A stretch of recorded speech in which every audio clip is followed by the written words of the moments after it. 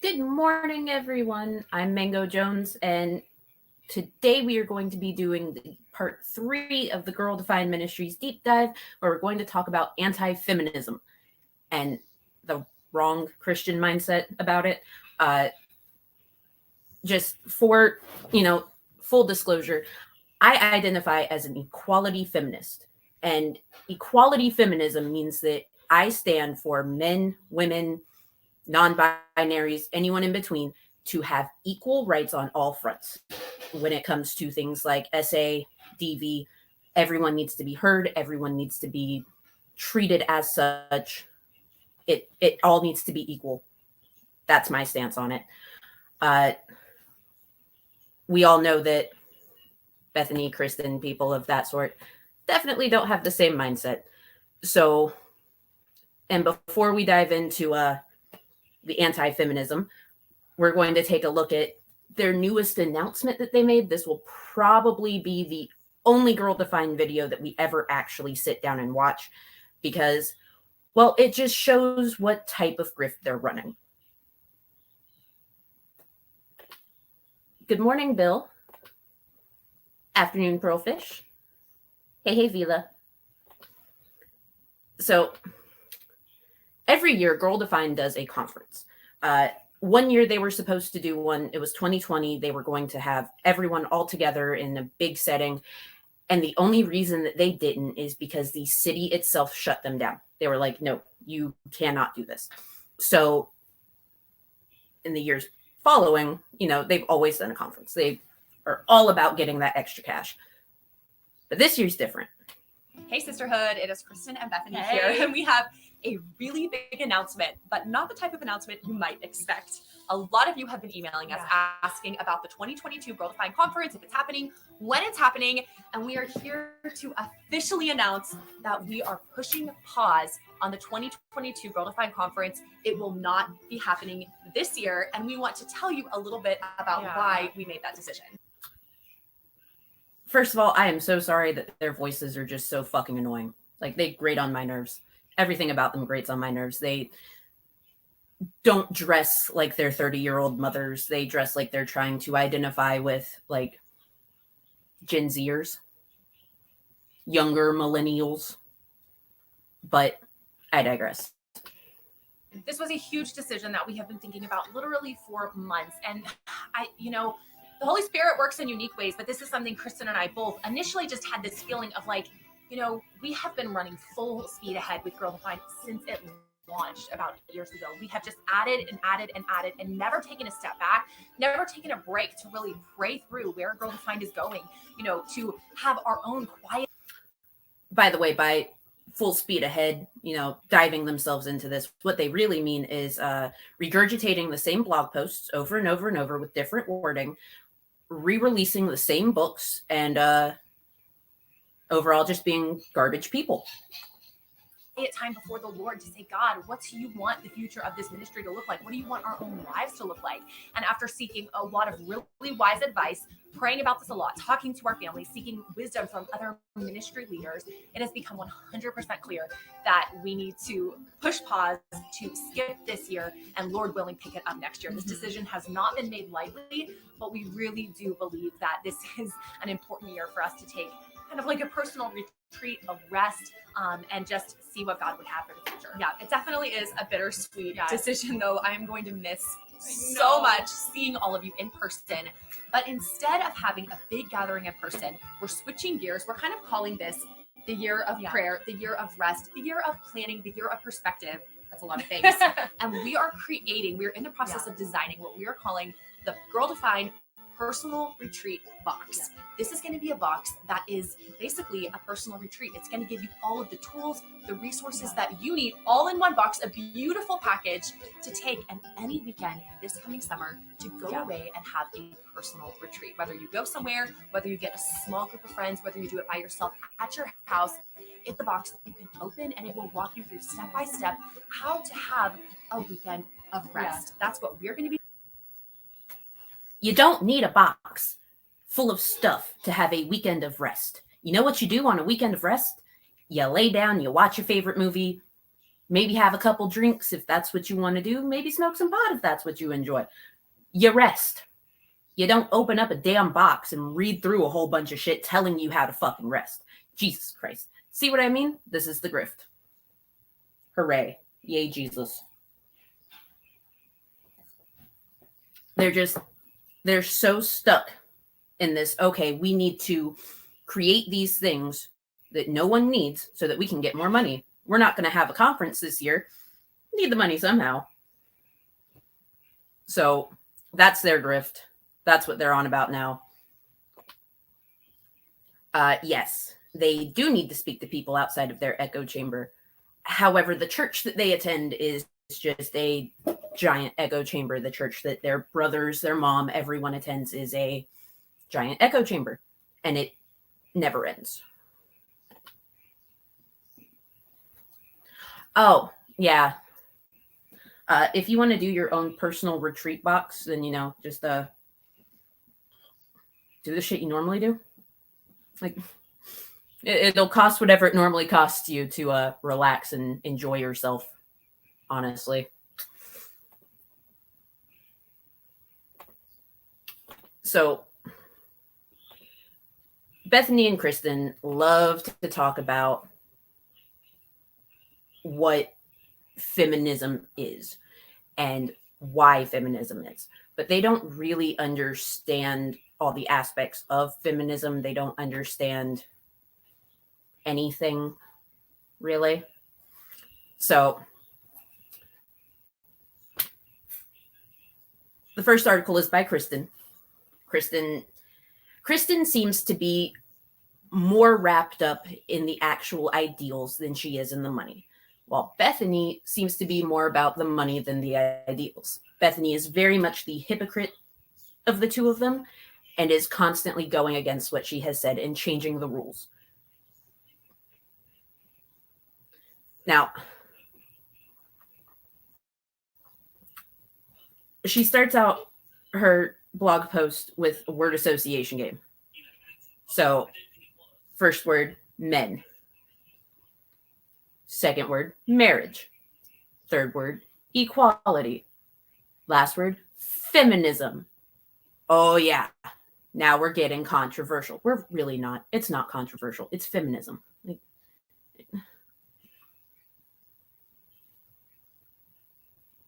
Yeah. Yeah, the rest box really is a scam. It is. Honestly, like, going through all of these fucking blog posts and shit, I think I need some emergency Xanax, but, Okay.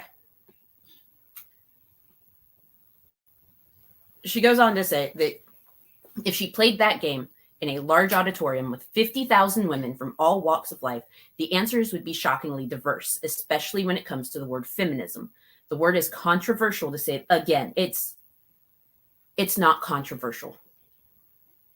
Feminism in and of itself, when it's properly used, when it's properly practiced, is not controversial. What makes it controversial are the people like TERFs. People like the women that don't believe that men who have suffered SA and DV need to be treated with the same respect and the same love that women that have suffered it have. It's that simple. It is. By the way, fuck TERFs. Continuing. These are the different types of feminism that she has listed, which some of these I don't even fucking know about. Like, some of these I have never heard of, to be completely honest with you. Liberal feminism, radical feminism, Marxist and socialist feminism, moderate feminism, postmodern feminism. That one I am familiar with. That's a stream in and of itself. Separatist feminism, cultural feminism, ecofeminism. Okay. And she is right. Feminism does evolve as time goes on. And yes, all of those mean something just a little bit different, but it's really not hard to keep up if you actually take the time to do the research. Now, equality feminism is, yes, the one that Christian women tend to join the most. And I am as I said, an equality feminist. After blogging on a topic about feminism, we usually receive 1 or 2 emails from girls saying things like, feminism is a great thing. It fights for equality between men and women. Or you are harming womanhood by oppressing feminism. Well, that's true. It is. One girl wrote to them and said, feminism is essentially about creating more opportunities for women than previous generations had. Also true. She obviously aligns with the camp of equality feminism, and I can see why. Equality feminism sounds good, really good, because it is really good. Kristen, that's the first smart thing you've said. It is really good.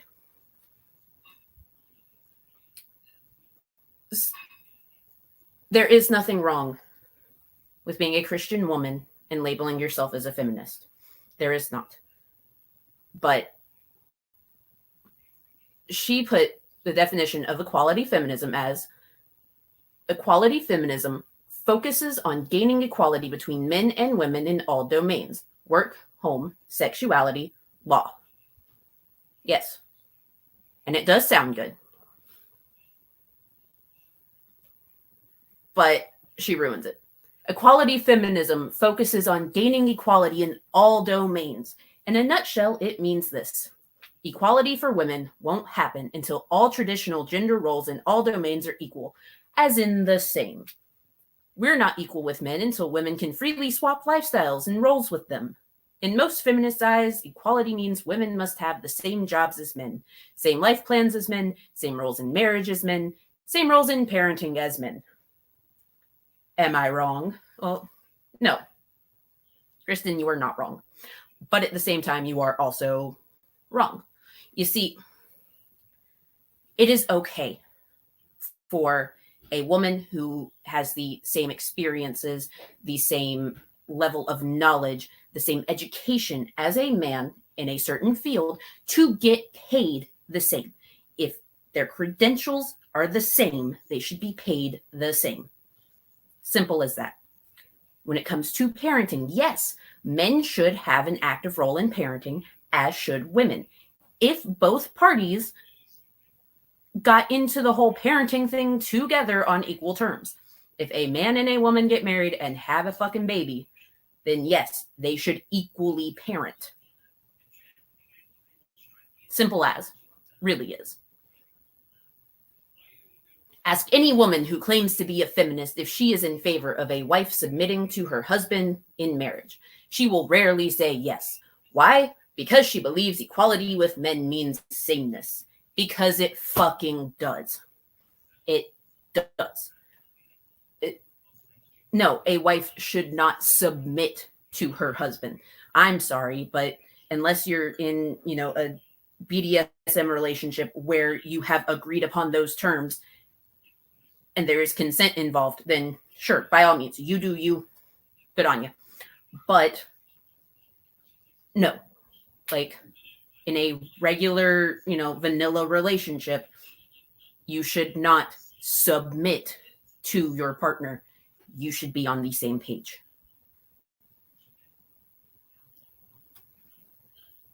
If that's truly all feminism was concerned about, this post could end in the next paragraph, but it's not. Not even close. Feminism always puts the equality front towards the camera because it's the most attractive side. Well, yeah. I mean, equality feminism is about equality. That's why equality is front and center. Logical, right? Good morning, Slim.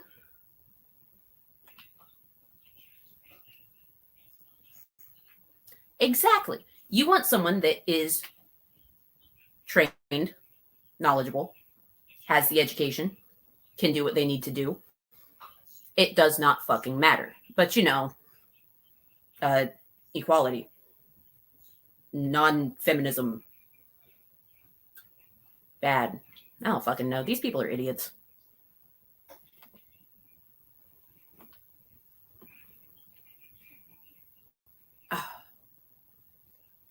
They see the enchanting tip of the feminist iceberg and wonder, why is a Christian website like Girl Defined against women having equal value as men? If these girls took a quick second to poke their heads underwater, they would quickly see the gigantic mass hiding underneath. The fact is, Girl Defined is 100% in favor of equality between men and women. That is not true. That should be obvious. It is not. We even wrote an article on it. It's lies. And you know what? We didn't think of it first, and neither did feminism. God did.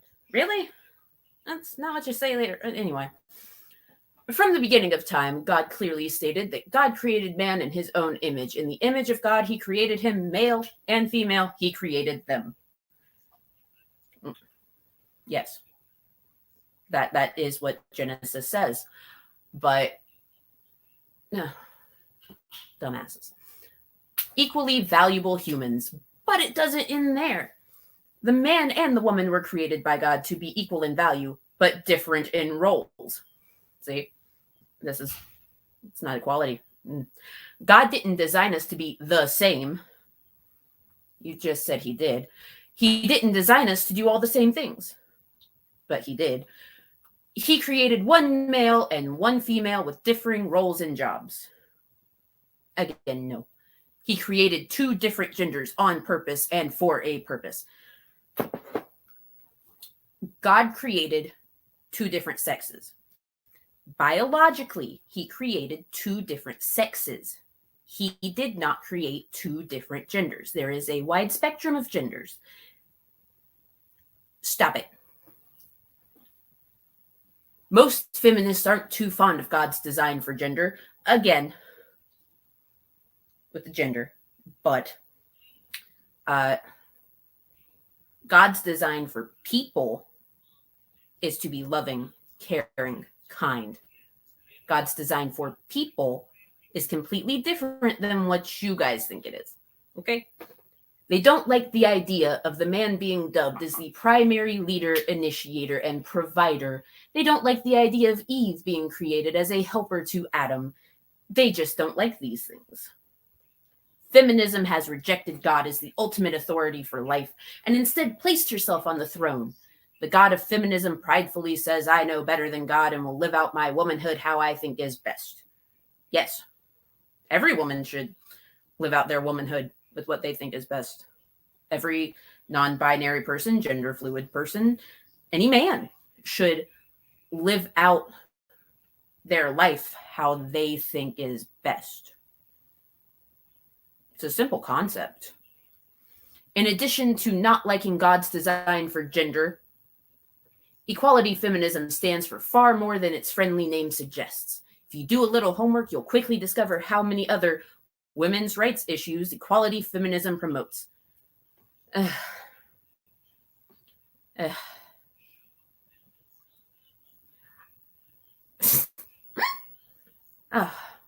Pearl fish. Stop it. They wouldn't like that. They can't have that. Right now, today, no shit, almost all feminist groups strongly stand for the following. A woman's right to abort, murder her unborn baby. Again, going back to last week's stream, that's not how it is. That is not it. It's a clump of cells. There is no murdering happen. Fuck you guys. Lesbianism and the right for women to marry women. Yes. Yes. Lesbians should marry other lesbians or bisexual women, whatever they choose. Complete liberation from sexual boundaries and morals. That's not the case. Everyone can have their own boundaries and their own morals. The whole point is for people to know what they want, when they want, and consent. Freedom from traditional gender roles in marriage. There is no such thing as traditional, really. Rejection of God as the ultimate authority in life. God should not be your ultimate authority. You should be your own ultimate authority. This again falls under the whole fear of God rhetoric. The average American would agree that most feminists strongly stand for the above causes. I don't know about you, but those are some serious anti-biblical rights, right? No, actually. God forced miscarriage upon women. God actually did murder millions of babies.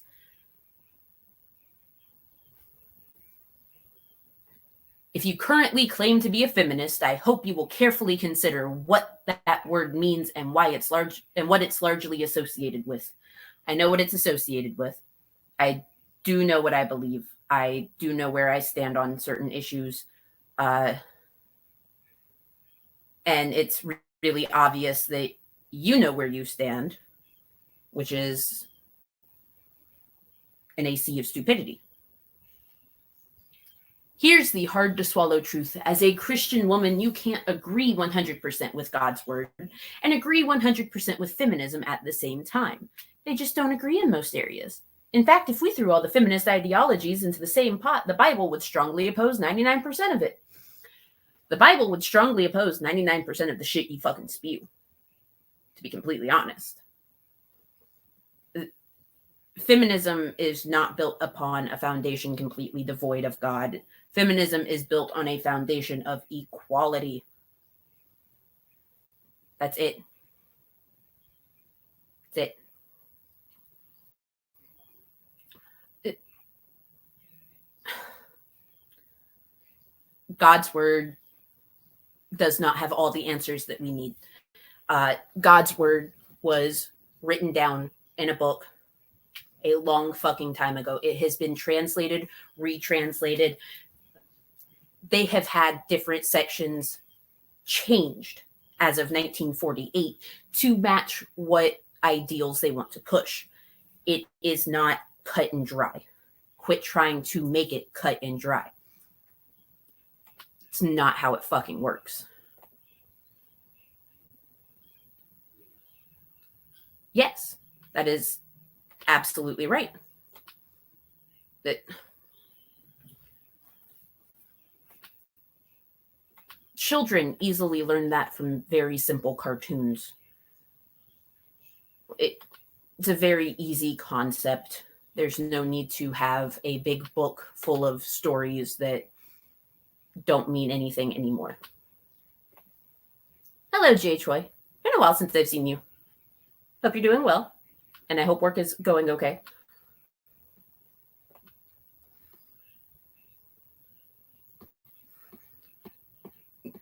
Okay, so we know that Kristen is not a feminist. She has made it very clear that she's not a feminist.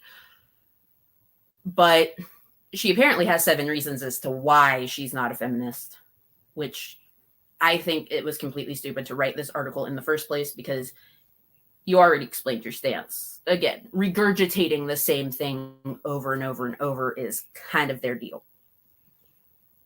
So, let's find the 7 reasons that she's choosing to not be a feminist. You become your own God. Well, no, you don't.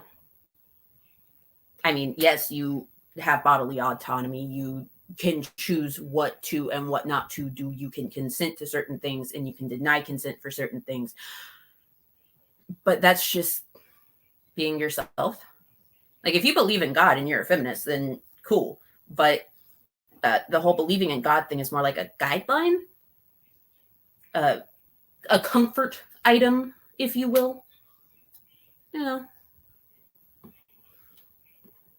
Oh, just read one chapter in any mainstream secular feminist book, and you will see this underlying theme on every page. We define who we are as women. Yes, women define who they are as women. Women will always define who they are. Key word here. She keeps saying women, but they're girl defined.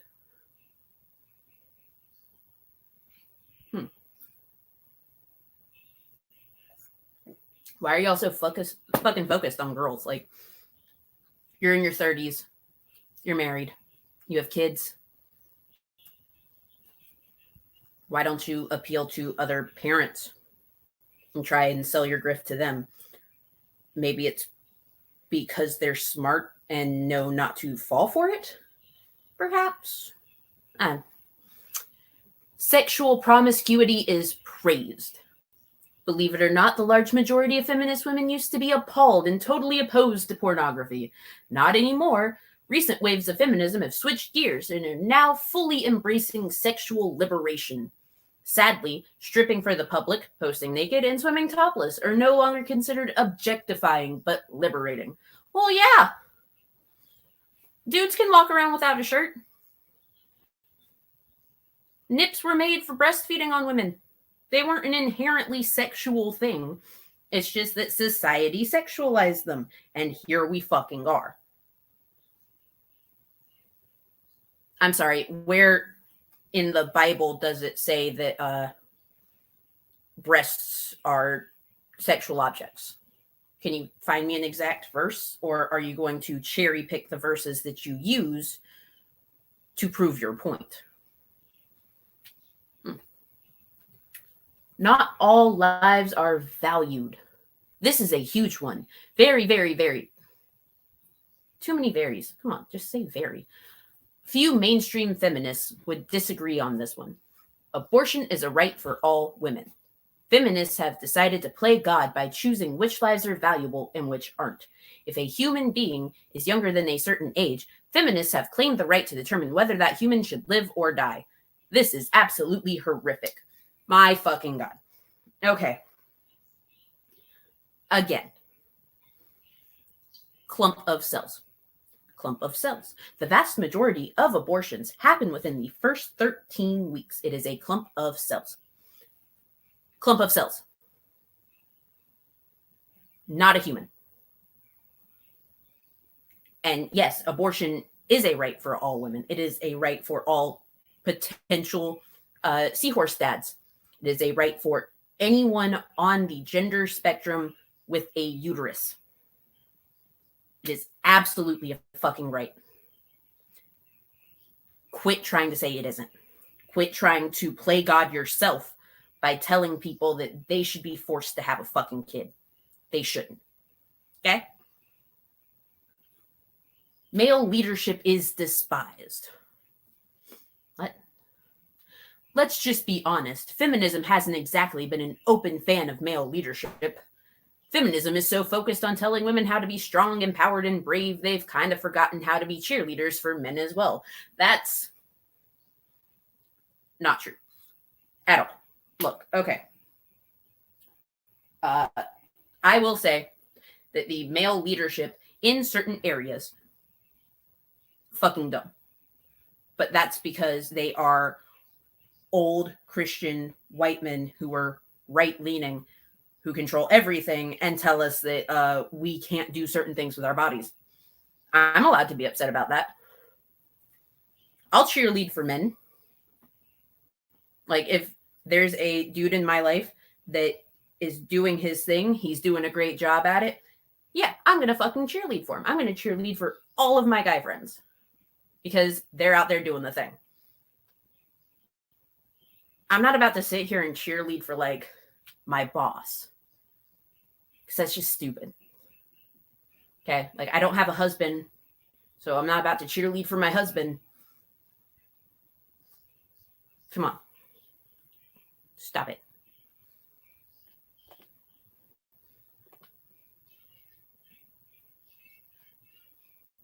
Yeah. Pretty much. Homemaking isn't valued. Homemaking used to be a popular career track for young women. Not anymore. Feminism has successfully redefined what it means to be a successful woman in the 21st century. And guess what? Female success isn't found in the home anymore. It's found in the marketplace.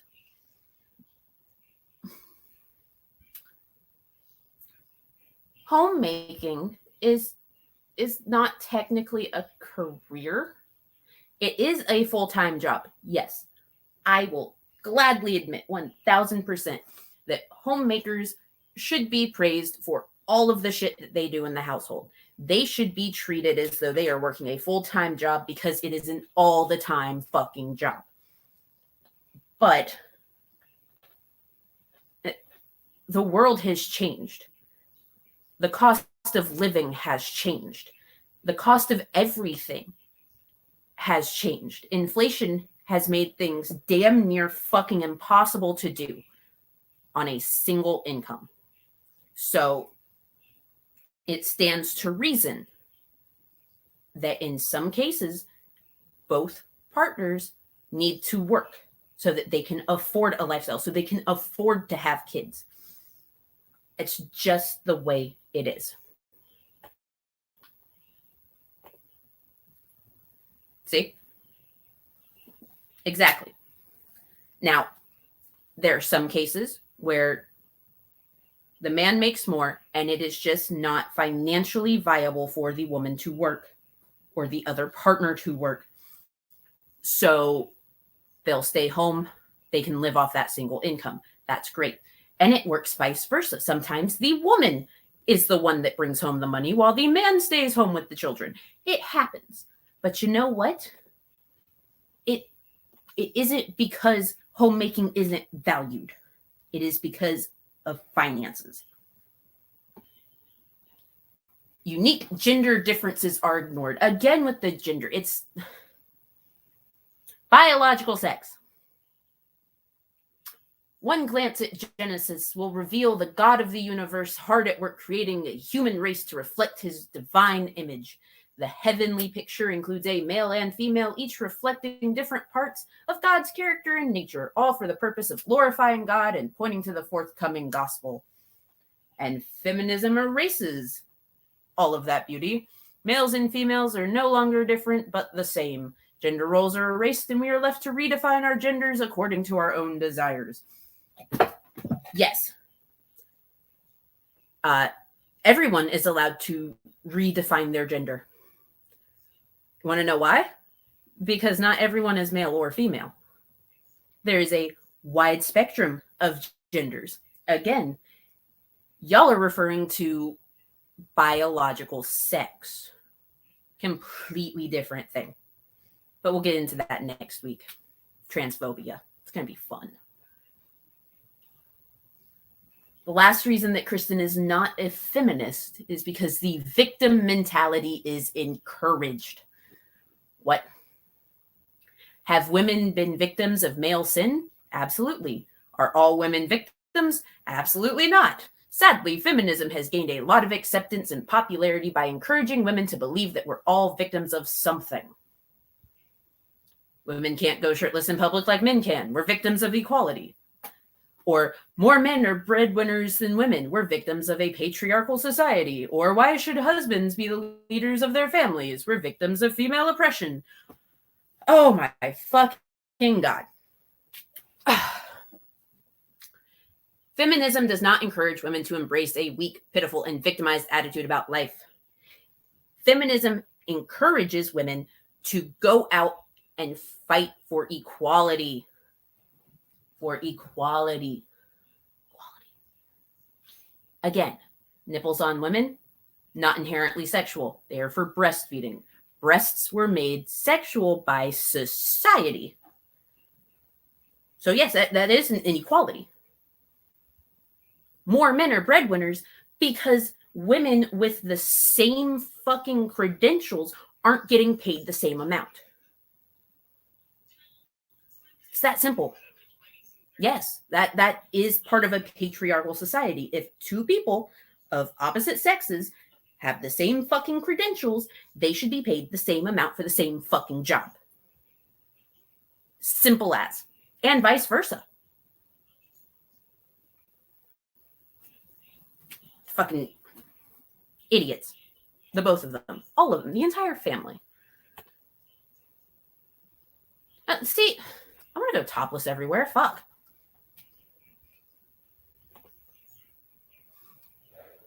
Yes. Female oppression. Feminists are constantly claiming oppression with no reason. So we're all victims of it or something. Again, fucking idiots. Both of them. Good morning, lizard. It blows my mind that people can be so dumb. So dumb. I don't get it. Yeah, they're not. We're absolutely not. We're just kind of told to go with it. We shouldn't just go with it. We should fight for ours. Like, come on now. Good morning. Nice to see you.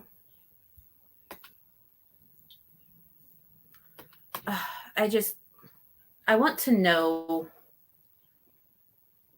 why they think that this is okay to teach to young women.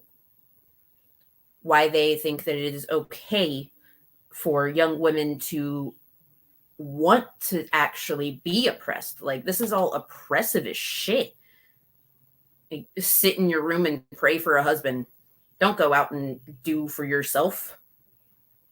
What? I'll never understand.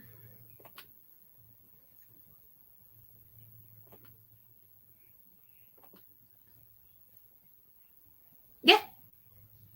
That is the attitude. That's absolutely the attitude. And it shouldn't be an encouraged attitude.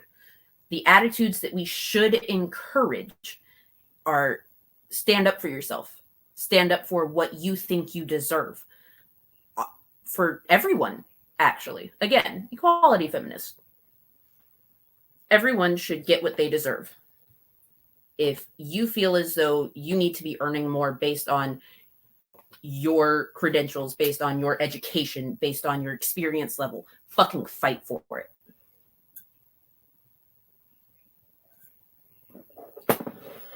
Okay. Again, Kristen seems to be the one that follows the ideals of this the most. So this is yet again by her.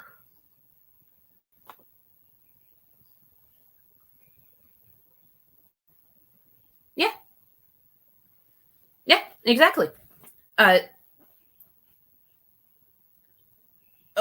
also when it comes to the workplace, like I'm so sick of hearing about people that are child free that get treated like shit and are expected to work holidays and overtime and everything to make up for the people that do have kids. Like, if you made the conscious decision to give birth to a child or to have a child with your partner, that does not entitle you to the time of someone else. Child-free people should be allowed to take those holidays and vacation time and everything. Like, that's what I believe. It's unfair. Everyone has family. And even if they don't have family, they should be allowed to take that time to themselves and enjoy a holiday. Yeah, women are a workplace liability. And more often than not, if a woman reports something creepy, it's likely not going to be handled anyway unless you take it directly to HR, have tons of proof, are willing to potentially sit through a lawsuit if you're terminated because you brought it to their attention. It's an entire thing. It's terrible. So,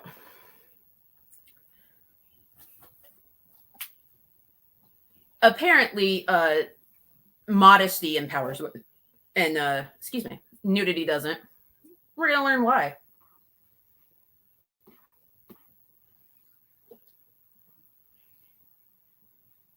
Yeah, it is. It absolutely is the single and childless people that get lumped in with shit like that, and it's not fair to them. Like, if you really want to have that time off, you should get that time off. If you want to be able to go see your family, go do anything, take that time off. Do it. And if they don't give you that time off, fuck them. That employer is not worth it.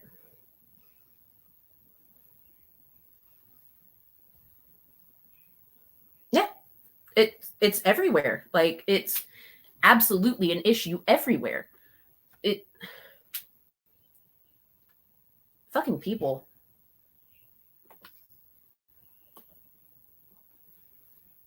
Okay, so Emma Watson, I absolutely do adore her. She is a wonderful person. Some of the things that she says can get kind of weird. Like she's, dating herself. I think is a weird way to put it. Like, if you're focused on you, be focused on you. You don't have to say that you're dating yourself. But she is very much a feminist. She did do a half-naked photo shoot. She was like covering herself. Good for you. You do you. If that's what makes you feel strong and empowered, fucking go for it. Be strong in yourself. Gloria Steinem, when Emma Watson was called a hypocrite for being a feminist and posing the way that she did, told everyone feminists can wear whatever the fuck they want. They should be able to walk down the street nude and be safe, which is true. But, the illogicality of feminism, according to Kristen, because women demand respect, we demand dignity, and then we pose half naked for cameras and wonder why we're being objectified. We're being objectified because society told us that we are to be objectified. Women are told that men will objectify us just for existing. We shouldn't have to worry about that. We shouldn't have to care about that. We should be able to walk down the street fucking naked and be happy about it. We should be able to sit in front of a camera fucking naked and be proud of ourselves and how we look and how we feel. It's nothing to do with illogicality. It's everything to do with empowering ourselves. What the fuck?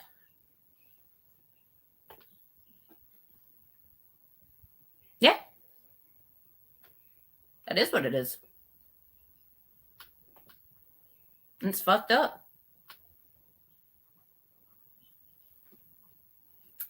Let's see. This right here. Feminism continues to promise women that stripping down will somehow empower us. Feminism promises us that sexual liberation will somehow bring about the respect we desire. As women, we're told that undressing is empowering for our gender. That is not at all what we are being told. It's not. What we are being told is that we should be able to dress, look, feel, believe what we want. We should be able to believe in ourselves and how we look and how we feel. We should be able to wear as much clothes or as few clothes as we want, not be objectified, not be treated like shit, and be happy.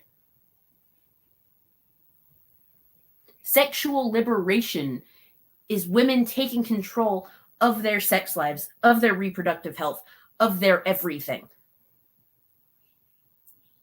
We get the respect that we demand by having our boundaries, knowing what we want, when we want them, and having people fucking respect them. If someone's not going to respect your boundaries, if someone is not going to respect how you dress, if someone is not going to respect your body, no matter how little or how many clothes you're fucking wearing, then that person is not worth the time of fucking day. And that person's a bitch.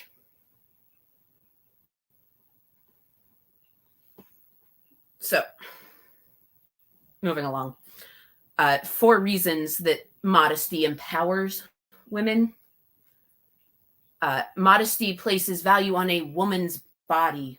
Nudity doesn't. Women were created by God to be physically beautiful, to have soft curves and a lovely figure. However, God didn't design the intimate parts of this beautiful body to be consumed by any passerby.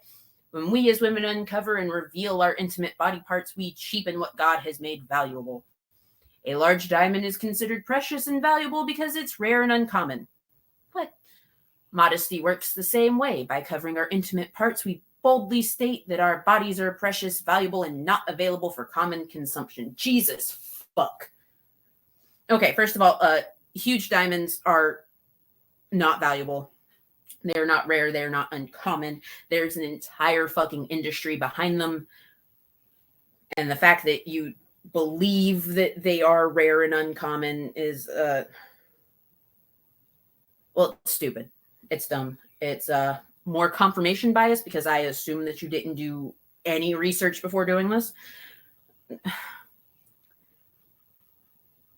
We don't cheapen ourselves by looking how we want to look. Women come in all different shapes and sizes. Women sometimes have soft curves. Sometimes they have big curves. Sometimes they have rolls. They have stretch marks. They have all of these different things that make them unique and beautiful to the person that sees them as beautiful. Everyone has a person. And no matter how you look, there is someone out there that finds you to be the most gorgeous person out there. And the fact that they perpetuate this idea that in order to be feminine, you have to have soft curves and a lovely figure is fucking horseshit. If you are healthy, who gives a fuck what size you are? If you are happy, clean, doing what you want to do in life, who fucking cares? There is someone out there for everyone. Quit making women feel like they have to look and be a certain fucking way to get love and respect. Modesty promotes female dignity. Again. Nudity and immodesty has not completely backfired on women. Okay? If men see us as objects to consume, then men are being pigs.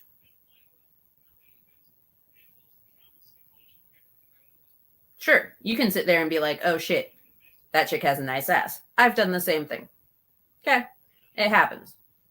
But I'm not sitting there going, oh yes, must consume. I'm sure that most men are not sitting there going, oh yes, I would have sex with that. That's not how it fucking works. You can appreciate someone's figure. You can appreciate the way that someone looks without, ruining their dignity, without completely objectifying them. It's simple. No, and Jessica Ray, whoever the fuck you are, you're full of shit. Modesty isn't about hiding ourselves. It's about revealing our dignity. Modesty is about hiding yourself. If you want to hide yourself because you don't like the way you look, because you're uncomfortable, because of any number of fucking reasons as to why you don't want to show yourself off, then you do you. But don't make it about God and dignity. Make it about individual preference, individual choice.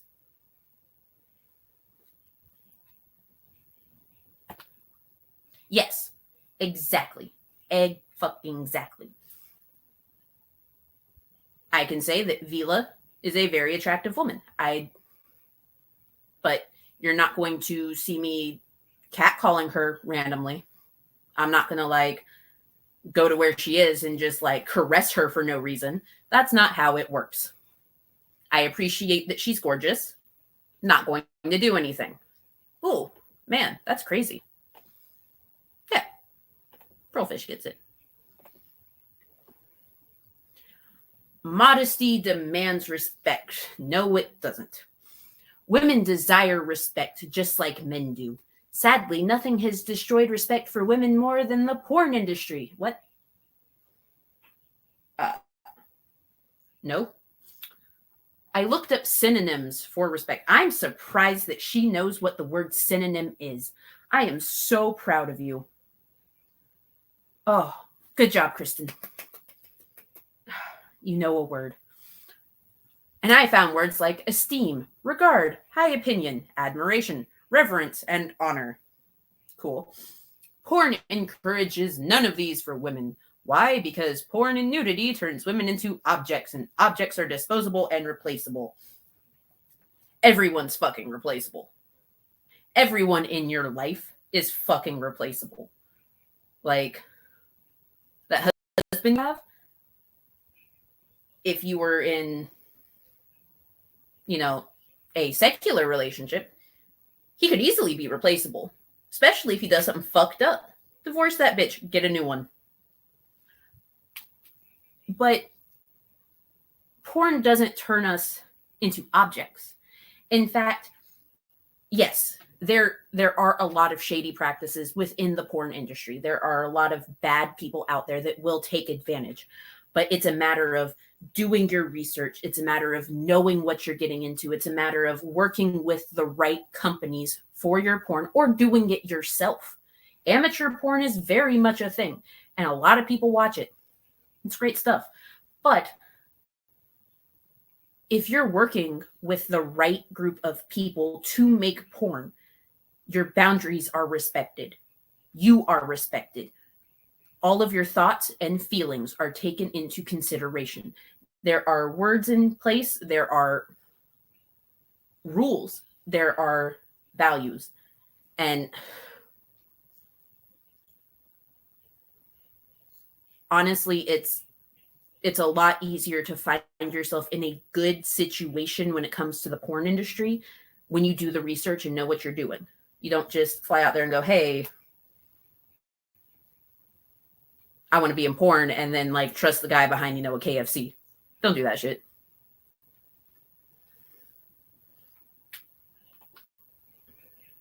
Yeah, same. Fucking assholes. Both of them. No, hush, bad, terrible, fucking terrible. I do not appreciate that. I should ban you. God damn it.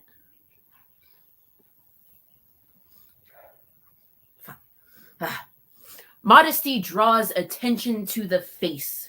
Nudity feasts on the body. It's not uncommon to be out in public and see a random guy doing a once-over on a girl. When we as women undress and reveal sections of our intimate body parts, we shouldn't be surprised when strangers feast on our body. The fuck does that even mean? By dressing immodestly, we invite everyone, including creepers, to enjoy what isn't theirs. The attention we receive, good or bad, is based on our physical allure, not on who we are as a person. By dressing modestly, we instantly put the creepers in their place. We send the message that our face is where the focus needs to be. We encourage people to get to know us, not our curves. And that, my friends, is even more horse shit. You can dress as modestly as you fucking want, but there is going to be someone that is still checking out your ass, checking out your tits. Like, it happens. Especially if, like, you're sitting down in a restaurant and you walk by someone that's sitting. They look. It happens. They're not looking at your fucking face. Yeah, people will look at your face. People will do a once-over. It happens. But you know what? Nudity doesn't devalue you as a person. People do appreciate the faces of women over their curves. People, honestly, there's way more people that are more interested in the personality of the person. They can be as gorgeous as you fucking want, but they can have a horseshit personality and not be worth the time of day. How about instead of focusing on faces and bodies, you focus on the values, the morals, and the personality of the actual fucking person? Yep. 100%, Beulah. That anyone, absolutely fucking anyone, can be raped. Like, it's the truth of it. And women like this, women like Girl Defined Ministries, they don't want you to think about women that may be considered fat or ugly, because godly women would never. They have soft curves, lovely features. Horse shit. All of it. That's the word of the day today, by the way, everyone. It's horseshit.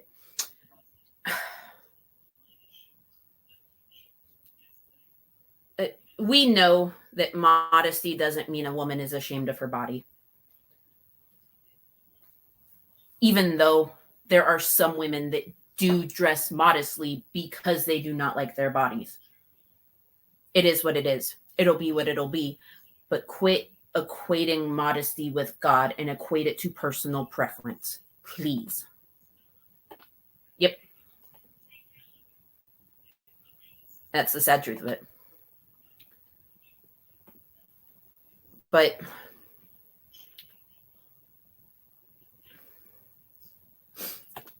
yes. Just, yes. Now, Bethany and Kristen will forever sell these ideals to young girls, to women, to anyone that they can manipulate with fear, with the thought of, oh, if I don't do things this way, then I'm fucked. I'm going to go to hell. I'm going to die. Like, these are not the proper ideals to sell to other people. What you need to sell is the idea that you can have bodily autonomy. You can have the respect that you deserve. And you can still be a Christian if you want to be. Like, personal beliefs in a sky daddy or not should not devalue anything that you do as a feminist. It shouldn't. Because you know what? Interpretations change. Things change. Life changes. The world is different than it was in whatever time their mother learned this shit and passed it on to them. It's...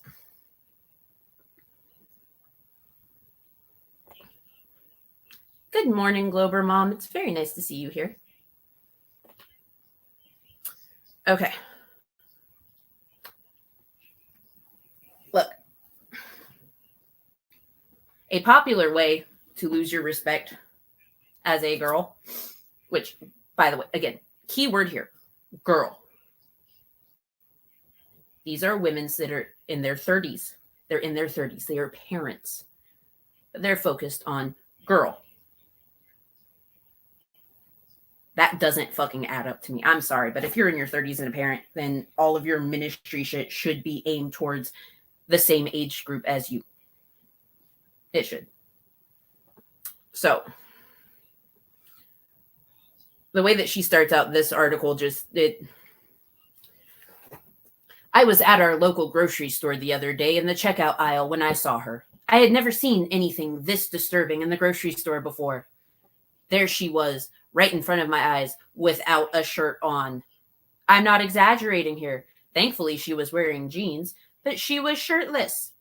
I glanced back and forth to see if anybody standing around me was as shocked as I was. Not a blink. No one seemed to care a bit. Frustration began to well up inside of me. Why would a family-friendly grocery store allow this shirtless woman to parade herself down the checkout aisle? There are little children and unsuspecting fathers being exposed to her nakedness.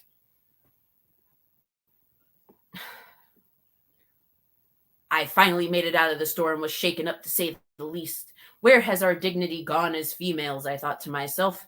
As shocking as it was for me to see a topless woman in the grocery store, I am grateful for two things. One, she was on a magazine cover and not there in person. Two, she was using her arm to partially cover her nakedness. Ever since that day, I've been thinking more and more about the whole idea of women's respect. As 21st century girls, we verbally demand respect from the people around us, and we get mad if we're not valued as dignified human beings. We want other people to treat us with such high respect, and yet we don't even respect ourselves. Yeah, Slim, nudity is just spooky. It's spooky shit. It's, oh, man. Everybody watch out. You never know. You might see a topless woman in the grocery store checkout aisle on a magazine. Scary. What about the children? The children aren't fucking focused on her nudity. Children do not see people as sexual beings. Children see people as fucking people. Children see people for who they are, what they say, and what they do. The fact that you're bringing children into this thinking, oh man, they're going to be fucking exposed. They're going to think sexual thoughts. Like, shut the fuck up.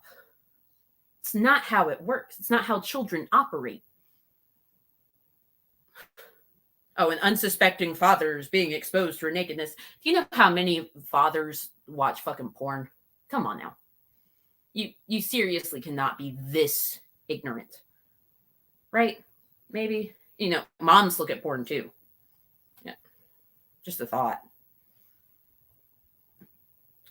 You shower fully clothed because if you don't, then, G-man.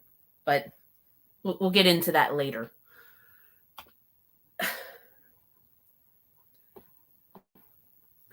Thanks to the sexual liberation movement, we are now taught that girl power is the freedom to show off all our skin. That is not what we are told. That's not it. We are told that we are allowed to dress how we want, do what we want, set our own boundaries, set our own lines, set our own rules.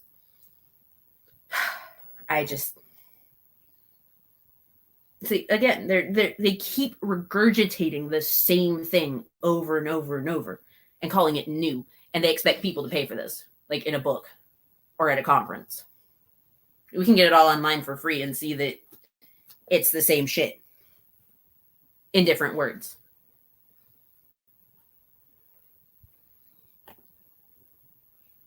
Yes. Well, he does. Did you not see the way he reacted when he started describing your shower thing? Like, That's all you are to him. It used to be that Playboy and pornographic websites were looked upon with shame by women all across the world. Not true. I'm sorry. Have you heard of lesbians? No? Pansexual women. Bisexual women? Non-binary AFABs. No? No. Okay. It was considered a huge disgrace that girls were flaunting their bare bodies for men to lust after. No, because women were lusting after them too. We're going to have to introduce y'all to some oh no, y'all would get scared. Yeah. Yeah. I don't know who Mary Cation is, but nowadays there is little difference between the appearance of a prostitute and the appearance of what the world upholds as a sexy, attractive woman. Actually, it all depends on where you are. First of all, depends on the type of prostitute, even though, prostitute is kind of considered derogatory. The sex workers. Okay. Sex workers can look like any fucking person. There are women that look sexy as shit in sweatpants and a t-shirt. There are sex workers that go around in sweatpants and a t-shirt. What are you on about? Why? What's the point? Our culture teaches us that if you want to be hot, show what you've got. No. Their worldview tells us that nakedness should be publicly embraced and we shouldn't be ashamed of it. True. They promise us lofty messages with their sexual liberation message. But what they fail to mention is the fine print. What fine print? Please, someone tell me what the fine print is. Oh, yeah. I know I'm horrible for even I myself am a woman. I am pansexual. I do not care what is in your pants. If we vibe, we vibe. But, yeah. Yeah, how dare I? Oops.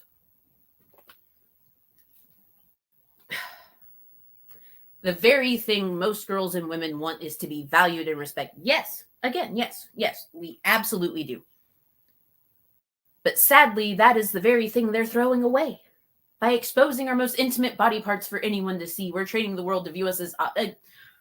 bitch, you've said this in every single fucking article we've read. Almost word for word. We can be naked and be dignified human beings. We absolutely can. Like, I can be respected for being myself by simply being myself, and I could be naked if I fucking wanted to. Not on YouTube, because, rules. But still. Why? When we sell our nakedness on the front of magazines, we are training men and women to view us as an item to be purchased. No. Most of the magazines where you see a half-naked woman and she's like covering her tits like that, that's usually Cosmo. And Cosmo isn't full of porn. And it also doesn't teach women that they're an item to be purchased. It's a magazine of articles. That's what's being purchased, the articles. Because porn magazines usually come in like a sleeve, but we'll talk about that later.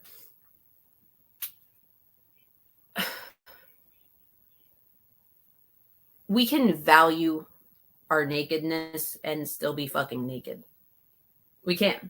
We can value ourselves and we can be naked. We can protect ourselves and still be naked. We are not training men to devalue our nakedness.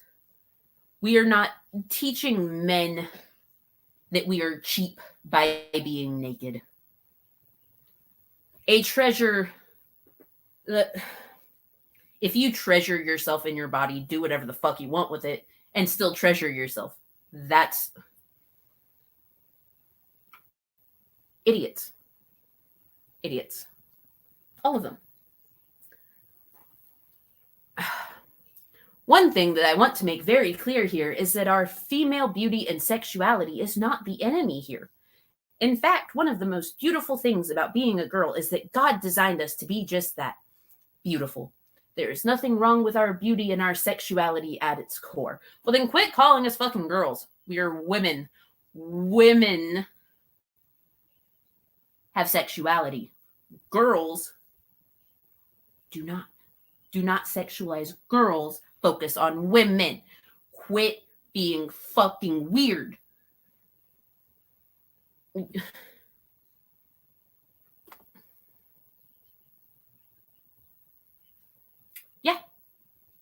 Yeah. I never met a man that has bought Cosmo for himself. Usually he is purchasing that magazine for a partner, a sibling, something. It's, again, porn magazines, they have this little, the thing, it shields. Yeah. Because the entire point is man good, women bad, even though they are women.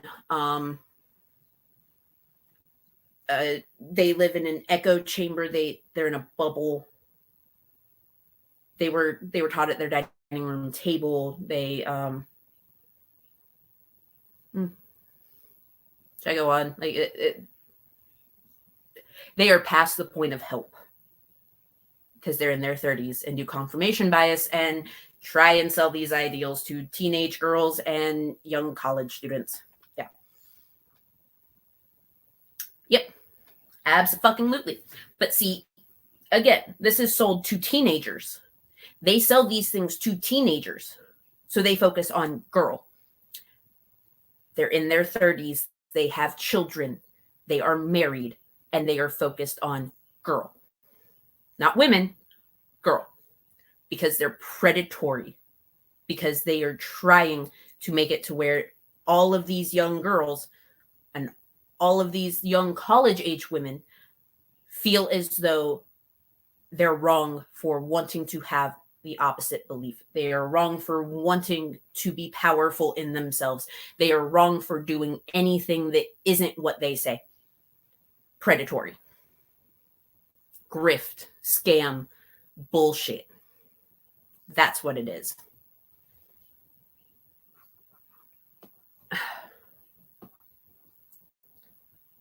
God has actually given us girls, the ability and desire to be sexually alluring and enticing to the opposite gender. Sex. The opposite sex. You're talking about biological sex.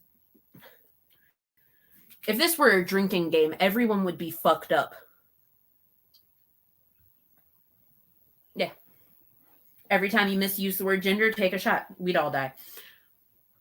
However, this allure isn't for any man out there. He created us this way for the purpose of captivating one guy, our husband. Lesbians. Non-binaries. Pansexuals, bisexuals. Just completely erasing the fact that there are so many people out there that do not define themselves as man or woman, and so many women and non-binaries that just aren't into dick. Like, if you wanted to get laid that bad, just do it. Fuck. Like, this feels like a whole bunch of sexual tension that just built up and spewed out into this. Proverbs 5:19b is talking to husbands about their wives and says, "May you always be captivated by her love." This verse can also be translated to say, "May you always be intoxicated, exhilarated, and ravished by her love." Hey, what does that have to do with saving yourself for marriage? Is it irrelevant? Because, I don't want to get married one day. I don't. If I find a longtime partner, then great. That's good. Perfect. But that longtime partner can love me, be captivated by me, be completely intoxicated and exhilarated by me,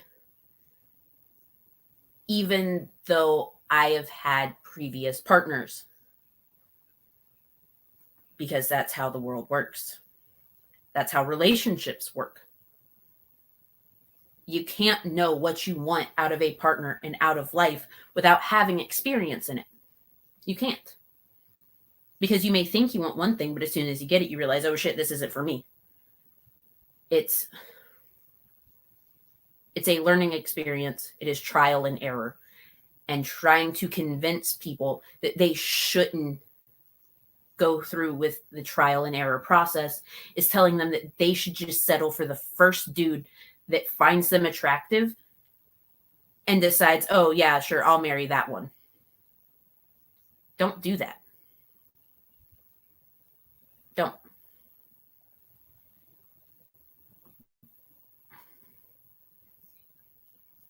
Yes, that's right.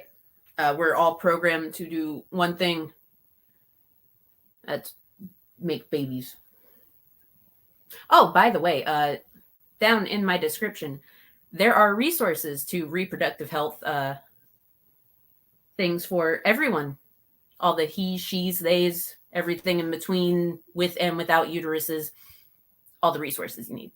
You can get abortion pills from the comfort of your home. You can get low to no cost birth control. You can find an abortion clinic. You can find a Planned Parenthood. Do what you want to do. It's all there. Don't have a baby if you don't want a fucking baby.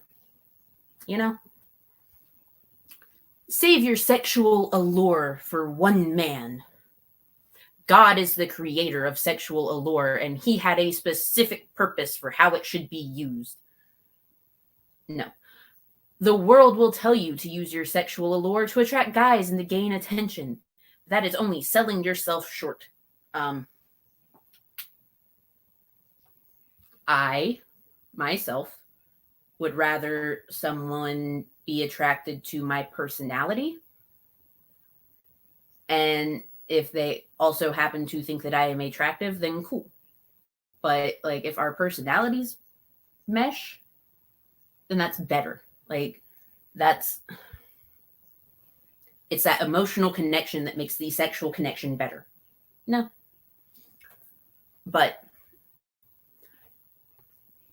Dana Resch says God's intended purpose for you as a carefully crafted masterpiece is to intoxicate one man with the fullest extent of your beauty. That's the bullseye.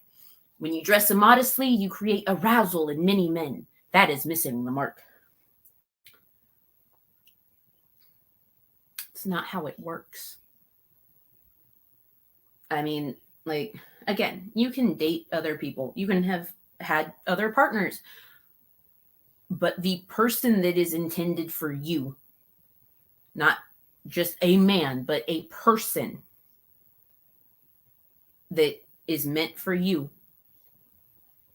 will be intoxicated by every aspect of you. That's how it goes. Dressing immodestly has nothing to do with it. Like, people finding you attractive, it happens. But that doesn't immediately mean they want to jump your bones. Stop it. Your body is extremely valuable, so treat it with respect. You can respect yourself and still have sex. You can respect yourself and still be naked. You can respect yourself and do whatever the fuck you want. As a Christian girl, your body is more than just the beautiful artwork of God. It's actually the temple of God. Or do you not know that your body is a temple of the Holy Spirit within you, whom you have from God? You are not your own, for you were bought with a price. So glorify God in your body. Who the fuck is buying me? That's...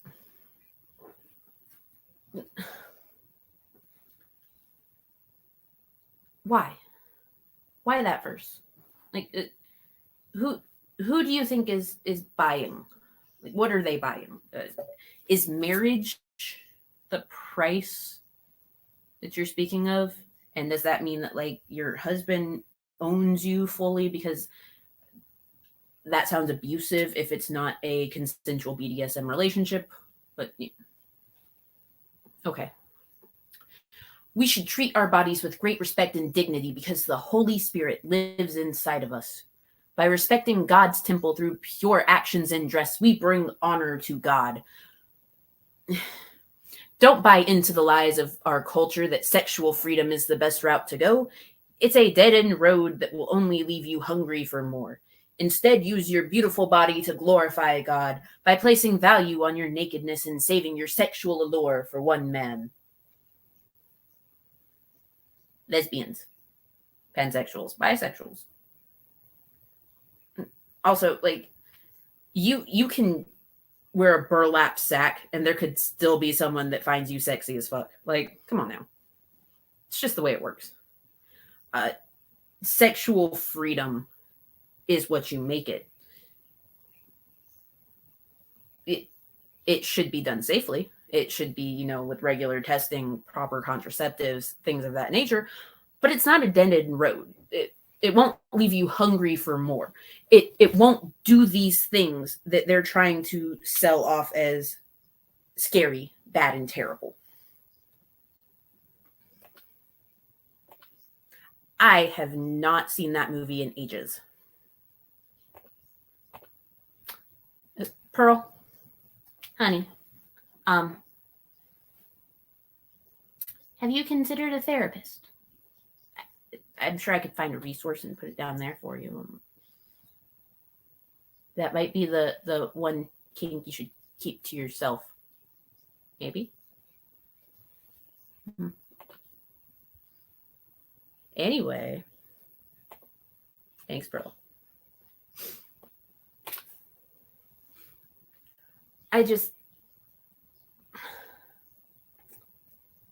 Another thing that really gets to me is the fact that you know, they've been doing Girl Defined Ministries for 8 years.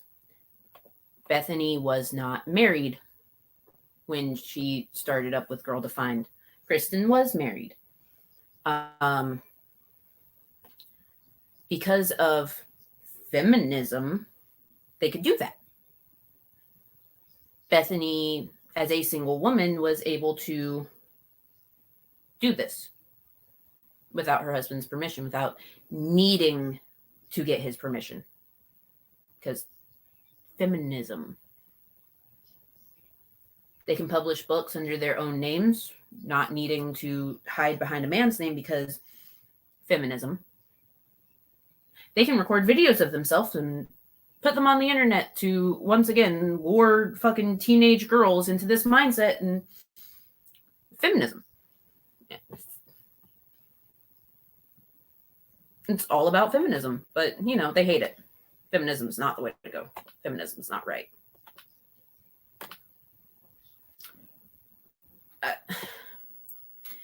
Being an independent woman is a great thing. It truly is. Like, if you don't have a partner, if you don't want a partner, if you want to focus on you, be independent. Do it. Do the thing. Do the job. Make the money. Spend it on what you want. Don't worry about the opinion of someone else. Do you. Be successful in your own right. Now, Kristen. Okay, so we had just finished having a rather intense discussion about something that we didn't see eye to eye on at all. My emotions were completely driving the train, and I was done discussing it. I crossed my arms like a child throwing a fit and looked up at him with a frustrated look. "Babe, come on," he said in a firm but loving tone. "Let's go finish this conversation. We need to." He gestured for me to join him on the couch. Well, if you don't want to fucking talk about it, don't fucking talk about it. Like, take a minute to cool down. It's reasonable. It is. I could feel my independent spirit rising up from deep within me. Do you have an independent spirit? Like, do you? I didn't want to discuss this issue anymore, and I didn't feel like talking to him right now. Instead of showing my husband honor and respect in that intense moment, I totally caved into my sinful desires and feelings. It's sinful to want to be alone?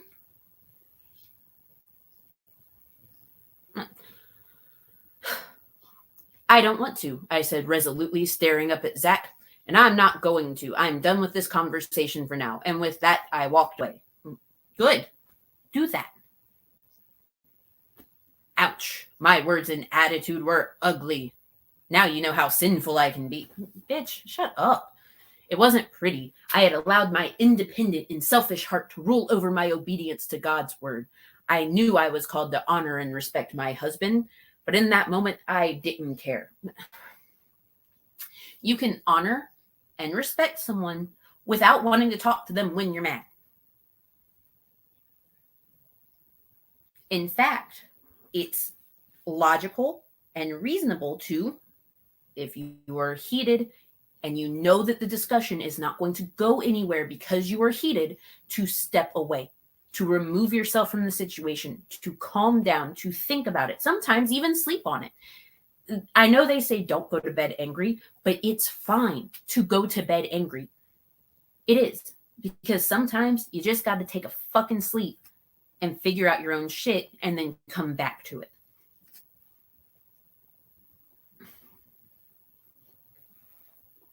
If you don't take that time to step away and to cool down, you can say or do something that you will regret. You will say or do something in anger and in the heat of the moment, and it will ruin everything. If you need to step away, step the fuck away.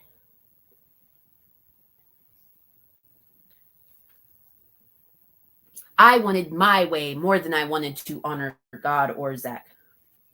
Thankfully, by God's grace, I recognized my foolish and independent heart and repented pretty quickly. Zach and I were able to work through our conflict like two mature Christian adults, and we did. Hallelujah. Okay, so instead of taking time to yourself to reflect on why you're angry and come up with a reasonable way to explain where you're coming from, you decided to just submit. Okay. Yeah. You're not very independent. You're very reliant on someone else to think and do things for you. That's fine. That's okay. Morning, Gate.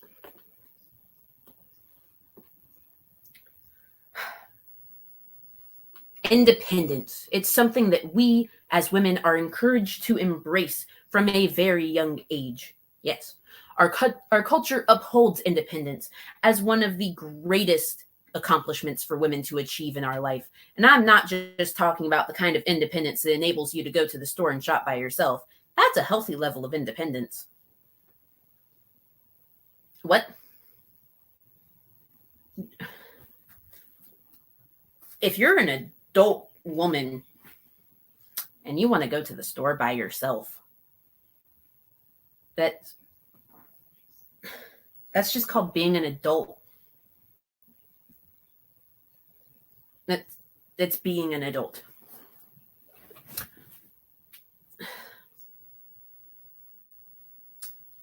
I'm talking about a much more dangerous type of independence. In our book, Girl Defined, yes, they have multiple books, we write this about independence. Whether you're currently married or single, our culture is pressuring you to attain an unhealthy level of independence.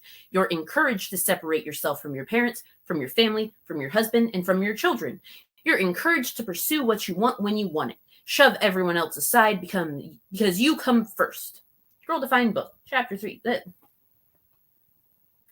credited themselves. How stupid. In Girl Defined, we actually identify 3 pillars of counterfeit femininity, and independence is one of those pillars. Our culture, in pressuring and encouraging women to embrace a mindset and attitude that are totally contrary to God's best for us, and total independence is one of those lies. Look, you're not encouraged to separate yourself away from a support system. That's called abuse. What you're encouraged to do is separate yourself from toxic people that will do nothing but mentally ruin you, physically ruin you. You need to have a strong, healthy system around you so that as you are doing the things that you want to do, as you are being independent and doing what you want to do, they will love you and encourage you and make you feel like you are doing what you need to do. They will make you feel like your best person. Yes, you are encouraged to pursue what you want when you want it. But if you want to have a child and you have that child, you're not shoving them aside. Where they get this thought that women that have children, that want children, are shoving them aside for their own personal gain is dumb. Like, I know plenty of women that have made the conscious thought to have a child. They wanted to have a child with their partner. They had a child with their partner. But you know what? They're still successful in what they're doing because they can do it. Because they have a support system. Because they are loved. Because they are appreciated. Because everyone wants them. Everyone around them wants them to be the best version of themselves. It has nothing to do with shoving everyone aside. It's everything to do with working with your support system so that you can get farther. Like, I'm sorry, Bethany and Kristen, that your support system has failed you this badly. I am truly sorry. But at this point in your life, that's on you. Quit trying to tell other people that they're wrong for wanting these things. They're wrong for wanting it all. Fuck you.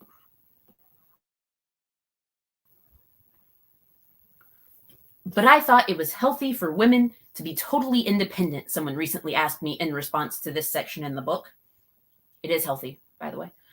Being an independent woman can be a good thing if used in the right context and situation. However, being an independent woman can also be a devastating thing when used in the wrong ways. And unfortunately, our culture is pushing for us to be independent in many of those wrong ways. The mindset for independent women that is encouraged in our modern culture sounds something like this. I don't need any help. I can do it on my own. Who needs a man? I've got this. I don't ever want to have to depend on anyone but myself. I like making my own decisions and don't ever need any input. This is my life. I can do whatever I want with it.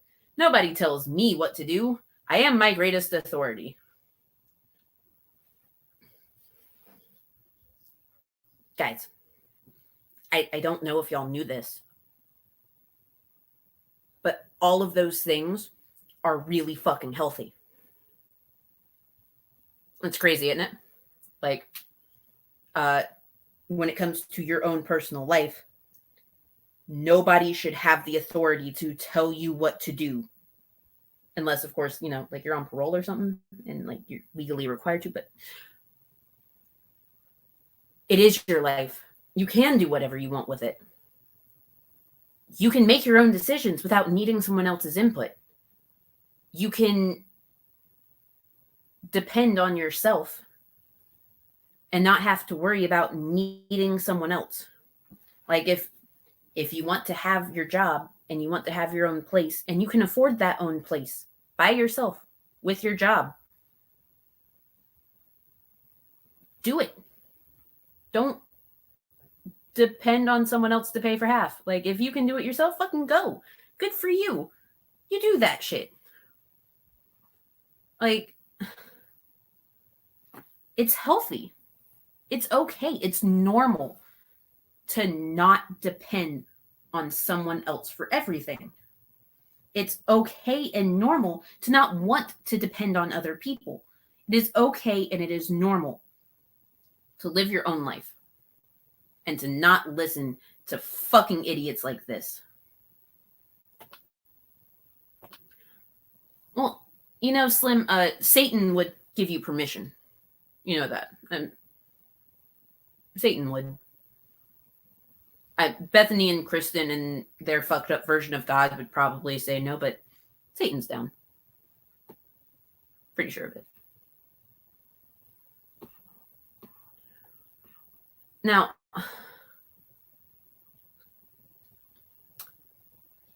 they keep saying that when we embrace independence or the extreme mindset of independence, we unknowingly shove everybody else aside, including the men in our life, and place our desires on the top of the list. Yeah. We should place our desires on the top of the list, assuming that we don't have children of our own. Because no matter what, if you have kids, your kids come first. I have a kid. My kid comes first. He's at school right now. He comes first. That's why I don't stream at night, because he comes first. But, you know, I wanted to stream I Am Woman. I didn't need to ask man for permission to do this. What the fuck? We lose respect for outside wisdom. We compete against others rather than serve them. We become closed-minded to others' opinions. We disrespect the men in our life, dads and or husbands. We become extremely self-focused. We ignore God's commands for our life. Bitch, not everyone has a dad. What? I was raised by a single mother. My dad was not always there. And when he was there, it's not like he was really that much of an authority. He was a piece of shit. But, like, his opinion will would never, ever affect me because he was not there. He was not a permanent authority in my life like my mother was. Like, did I disrespect my mom? Of course. We all do it. Like, it's part of life, especially as a teenager. I was a shit as a teenager. But we don't lose respect for outside wisdom. As we grow up, as we are learning how to be independent, as we are taught to do things independently, we get outside wisdom, whether we want it or not, from the authority figures in our life, whether it be teachers, dads, if you have one, moms, if you have one, whatever it may be. You get those opinions, you get those thoughts, you form your own opinions and thoughts based on the opinions and thoughts of others. It's how you, Bethany and Kristen, came to be such ignorant shits. It is because you listened to the authority figures in your life that taught you that you should be ashamed of being yourself, by yourself, without needing to rely on another person. Sorry. Regardless of what our culture is praising in modern women, I'm here to say that being independent isn't always good. No, it's very good. Please, absolutely, be independent if you can. Do it. It's great. As Christian women, we are called to be like Christ, and Christ came to serve, not to be served. Extreme independence often promotes pride, while selflessness promotes humility. You can be proud of yourself for the things that you do. And you can also be humble.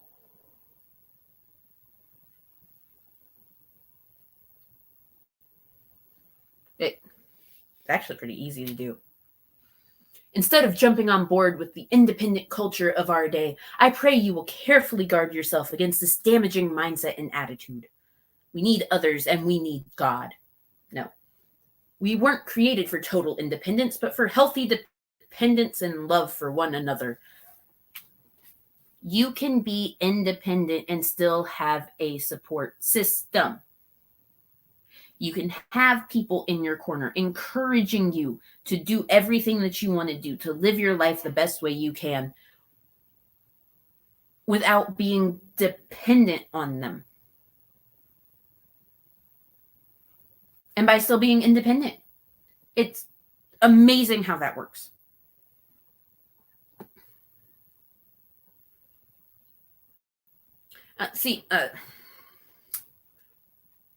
While I'm not surprised, maybe you should avoid doing illegal things in public, because it's only legal if you get caught, depending on the thing.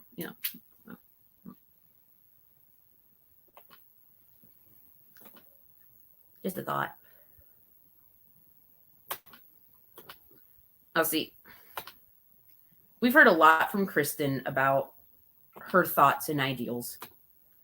And Kristen is very much talking about women with their husbands, women with their dads, women with the men in their lives. You don't see Kristen mentioning children. You don't see her mentioning working mothers too often. You don't see her mentioning all of these things.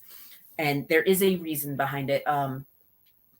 Now, Kristen has had issues with infertility, and that is terrible. I am very sorry to her, because one of the things that she was taught in this cult-like mindset was that her goal in life was to be a wife and a mother. And she's had issues with that. She did adopt 2 kids from Ukraine last year. So she gets to be a mother. And I am glad that she gets to do the mom thing. I am glad that she found a way to do the mom thing. But Bethany hasn't exactly been the most mindful of her sister's struggles, because, it's like the day that Bethany peed on a stick and got a positive, she was all over the place about her pregnancy. She has shoved it in the face of anyone that will listen. Oh, hey, I'm doing the godly thing. I got married. I'm having a baby. Ha, fuck you. God loves me because I can give birth. Terrible. So Bethany, she talks about babies all the time. Loves babies. Even though she, doesn't really do much for her own baby, but follow her on Instagram. It's a great time. Dear Have It All, you have been lying to me and my friends. In fact, you've lied to millions of women and have deceived them into wasting the best years of their lives. I'm a little upset with how you've convinced women to give up the qualities that are completely unique to them. It makes me so sad to see women who are entering their 30s, 40s, 50s and realizing they've spent the majority of their lives working towards a goal that won't bring them the joy and fulfillment they desire. I can't keep quiet about this any longer. I have to expose you for who you really are. Sincerely, Bethany Baird.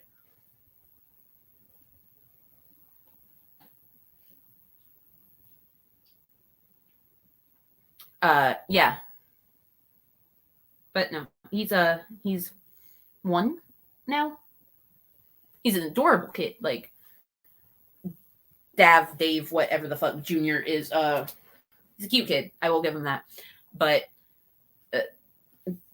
Bethany doesn't seem too involved in her own kid. No. So much for that godly Christian mom, right? Okay, let's stop the mystery. Who in the world is Have It All? Have It All is someone that I came across a few weeks ago. After learning more about Have It All, I decided to expose her message. I'm sad to see so many women have taken her advice and have naively chosen to follow her. I'm heartbroken by the fact that women are giving up the best years of their lives in hopes of gaining the impossible. I'm here to point out the truth of Have It All's message. You literally just said that, bitch. You said you're going to expose it, so just fucking do it. Oh, shit. Guys, this is crazy. Have It All actually stands for Have It All. I know. Like, my mind is just, it's blown by this.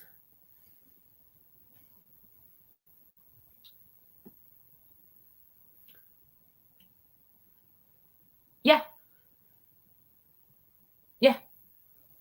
It's fucked.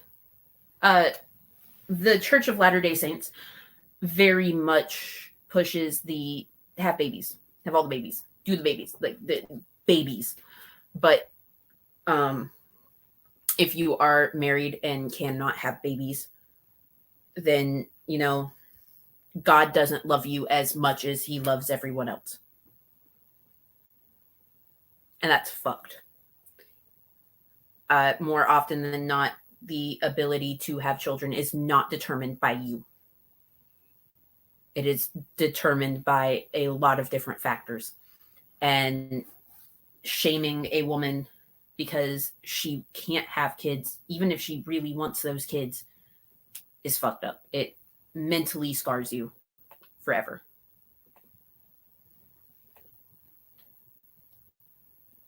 It's the lie that women truly can have it all. I've seen girls graduate high school and plunge into their future with total trust in the idea that they can have it all, because they can. They really can. These girls have been told they can have the complete package: bachelor's degree, master's degree, satisfying career, amazing husband, awesome marriage, adoring children, lifelong happiness. That's the definition of having it all. Really depends on the fucking person. I don't want a husband. I don't want a marriage. I don't. If I have an awesome partner, a loving partner, a caring partner, a partner that will respect me for me and respect my child, great.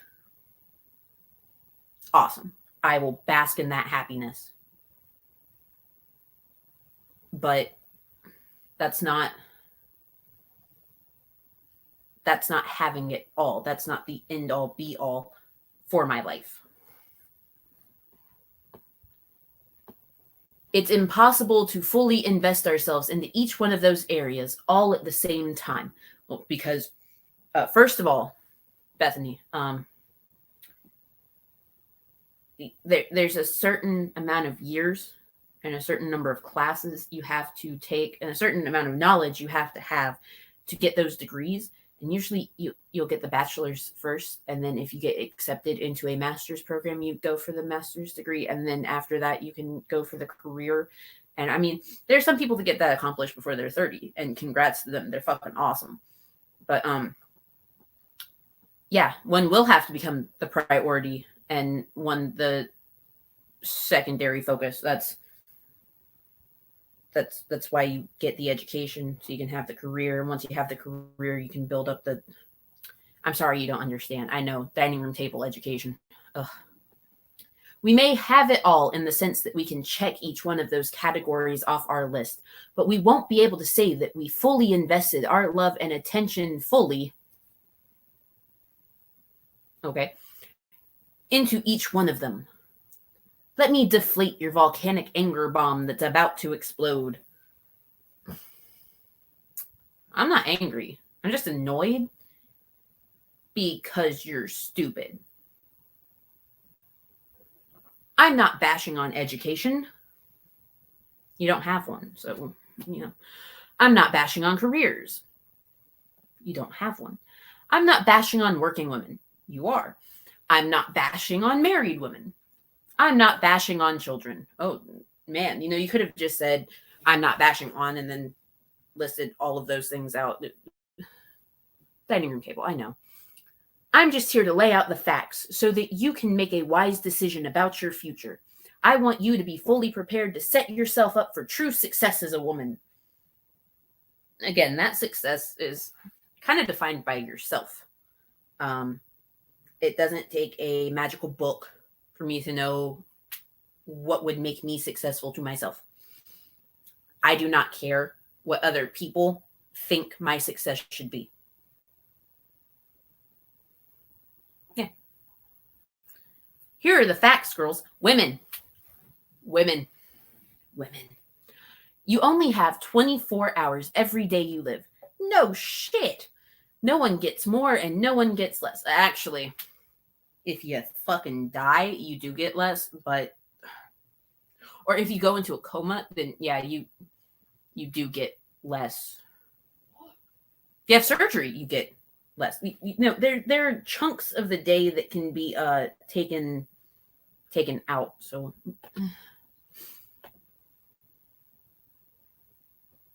yes, I will gladly bash on everything in this fucking article. I will bash on every single one of their fucking ideas that they have because they're garbage. They are horseshit. These are terrible fucking people. So, continuing. If you choose to invest 8 to 10 hours a day building up your career, how much time does that leave for your family, for your children, for your husband? In the same way, if you invest 8 to 10 hours a day raising your children and investing in your family, how much time does that leave for a job and building your career? Oh, man. Bethany, I don't know if you knew this, but men invest 8 to 10 to 12 to 16 hours in their career every day. And there are a lot of men, when they come home, they invest the rest of the time into their children, and they invest their days off into their children. And a lot of people, this may be shocking to you, work Monday through Friday so they can have Saturday and Sunday off with their children. Oh, and then, you know, there's kids that actually go to public school to get a proper education so parents can work while they're at school. Kind of works out for everyone. And you're right, it is basic math. Like I told you about it. If you make a smart investment with your money, you will get a great return. Make a dumb investment and you will lose your money. Really? Fuck, who knew?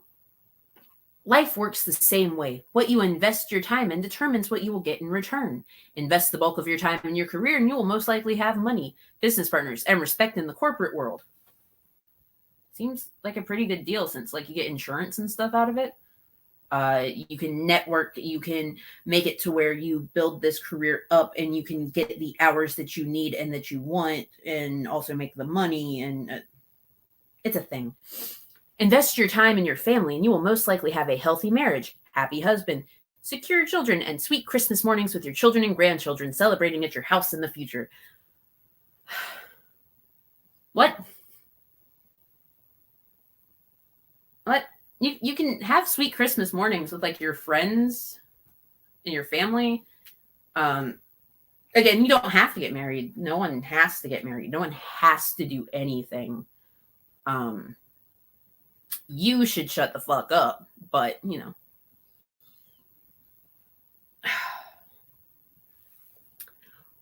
We must understand the trade-off of every action we take. If we want to be heart surgeons or presidents, we will have to accept that we may not be the mothers we want to be, or we may not be mothers at all.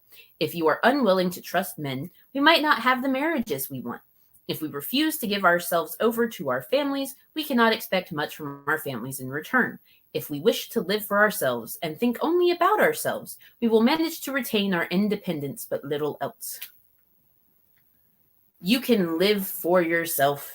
You can think about yourself, have independence, but still think about other people. You can do the things. You can do all the things. You can be the person you want to be. Quit forcing this idea that there has to be a marriage, there has to be children, there has to be all of these things to make you happy when you can find your own happiness and your own value in the things that you like and want.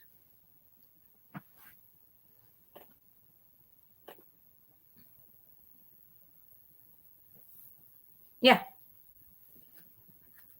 Yeah, exactly. You get it. Like that's the way that they work. You know, they're hypocritical. They're selling dangerous ideals to young women. They are pushing the narrative that you have to have a marriage, you have to have a heterosexual marriage at that, and you have to have children to be happy. And that's not how it works. You can very much be happy all by your fucking self.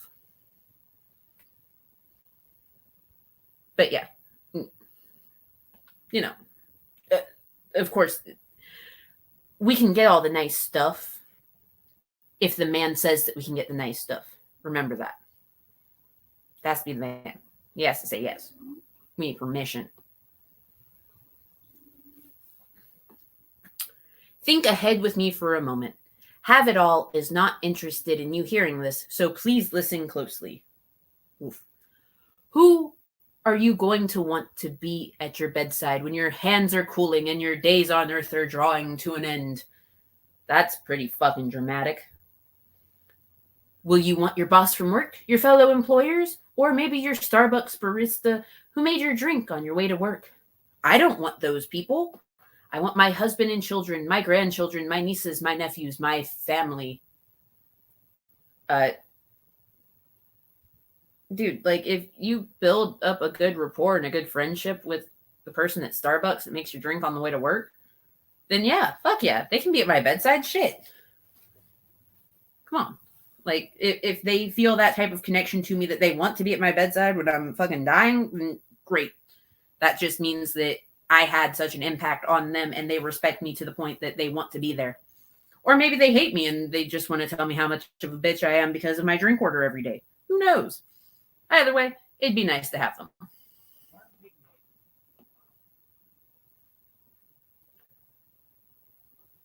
No matter how much success we may achieve in life, it is our families who sustain us, and how they sustain us depends very much upon what we've given them in return.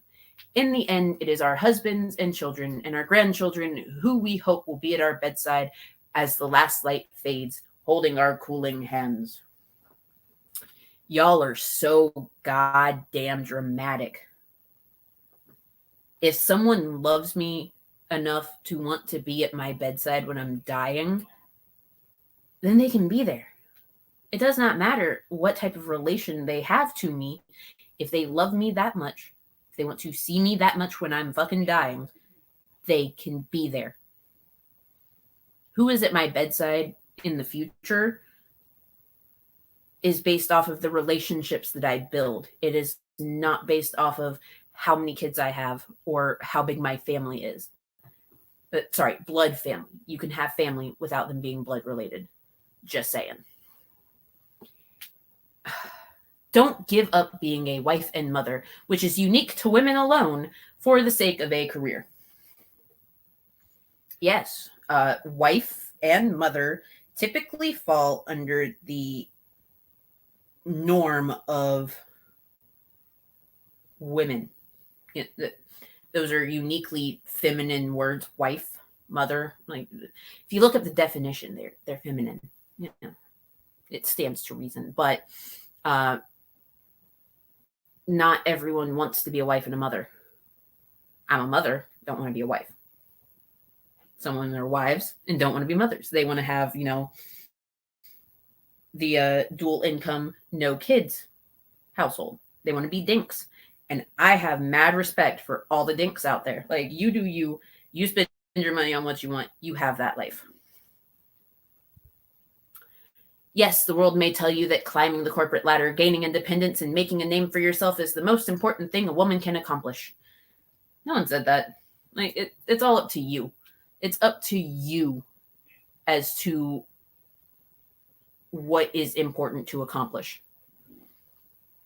Quit telling people what is important. Don't believe the lie that you can spend the majority of your life at your job and somehow have the same amount of time invested into your family. There are a lot of women, working mothers, who spend a lot of time at their jobs, but they are still very much loved, adored, and appreciated by their children.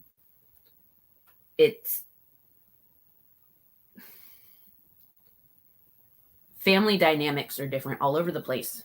Please stop it. Don't believe the lie that you can put off marriage and family until post-career and expect the husband and children to come right along. Again, not everyone wants a husband. Some people want a wife. Some people want a life partner. Because, again, gender is not the same as biological sex. Please learn this. Please, you're killing me here. Not everyone wants children. It happens. Don't push children down people's throats. It's bad. Phrasing, I know. It all comes down to what you want for your future. Which one do you want to fully invest your time into? Which one do you want to be your priority? The decisions you make now while you are young will determine which one you pursue in the future. You should fully invest your time in the things that you love. You should fully invest your time in the people that you love. You should fully invest your time in the things that bring you joy. What brings me joy is bitching about these two because they're terrible. So I'm going to do it. What also brings me joy is knowing that I can do this and I'm still like a mom, I can invest time into this. I can invest the time into the research and everything that goes into it. And my son is still well taken care of. My son is still happy. He is still healthy. Yeah. You can do the things you love and still be a parent.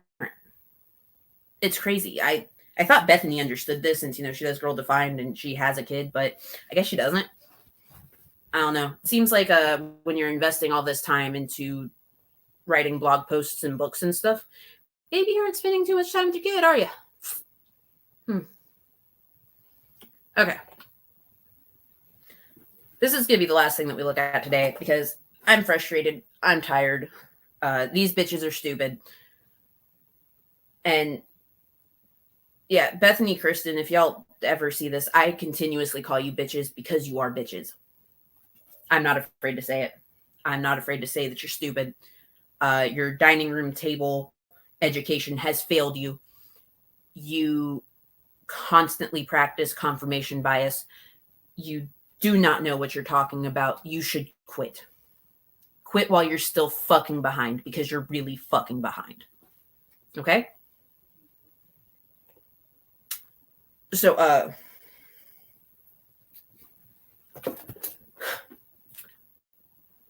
I'll never forget this day.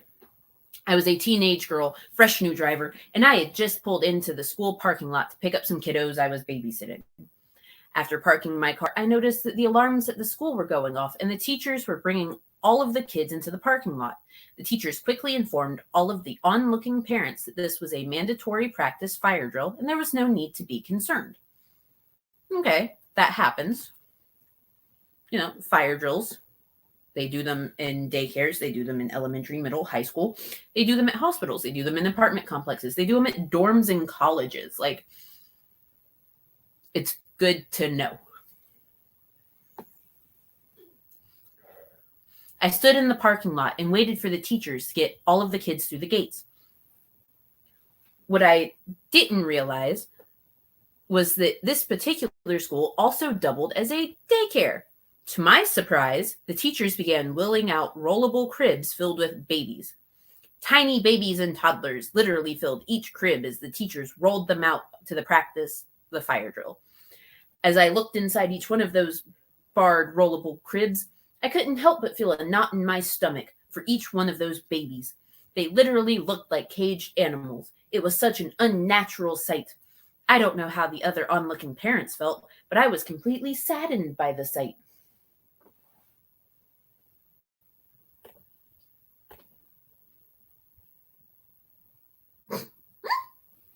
Really, Pearl?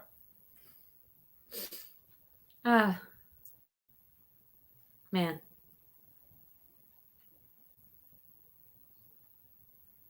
I don't know. I don't think I will.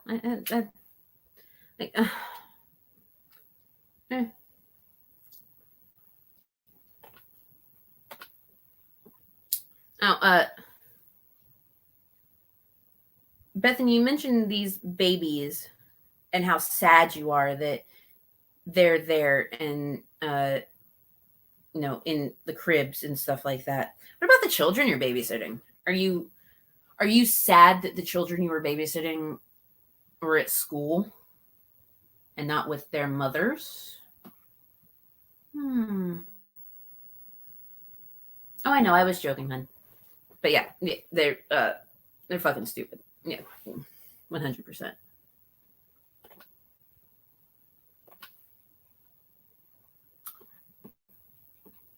Dozens of babies spending the best hours of the day cramped inside stuffy classrooms away from their moms.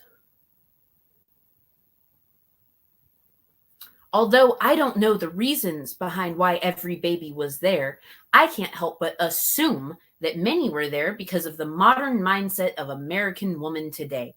The mindset that women should work full-time, even if they have young children in the home. The mindset that being a full-time mom is less than being a career woman. The mindset that it's normal, acceptable, and commendable to drop your babies off Monday through Friday to allow a daycare center to raise them. Despite the fact that it's normal and even commendable to have a daycare centers raise the babies, I hope and pray that our generation of Christian girls will do differently with our future babies. Okay. Bethany, I don't know if you knew this, but when you assume, you make an ass out of you and me. Or in this case, you make an ass out of you. You assume that many were there because of the modern mindset of American woman today. Did it ever occur to you that some of those babies might be being raised by single moms? Some of those babies might be being raised by single dads. Some of those babies might have two mommies and two daddies that both have to work to be able to afford said baby. It's not that being a full-time mom is less than. In fact, being a full-time mom is fucking commendable. It is amazing. I love full-time moms because they do so much more than just raise kids. They take care of the house. They take care of the food. They mostly take care of like the finances too. It is amazing what full-time moms can accomplish. It is amazing what housewives and homemakers can accomplish. But you don't seem to understand the work that goes into it. And you also don't understand how many different scenarios there are that would cause a child to need to be in daycare as a baby. Are you going to pay for a mom to stay home? Are you? Because you're so upset by the fact that these babies are there. Are you going to pay so that their mom can be with them? Or their dad can be with them? Or someone can be with them at home all day?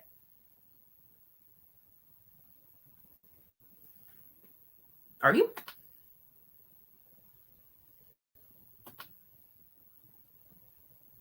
Oh, no, her husband doesn't work.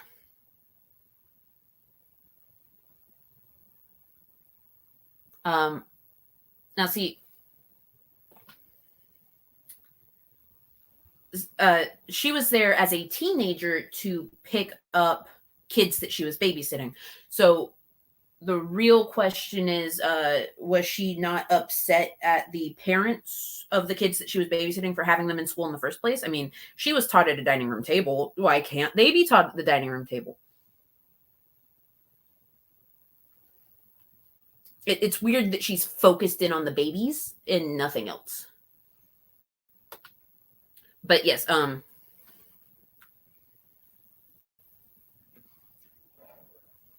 her husband is an aspiring Christian influencer. He like makes music and does graphic design and stuff. Her parents and Girl Defined Ministries bankroll their life. She's the breadwinner.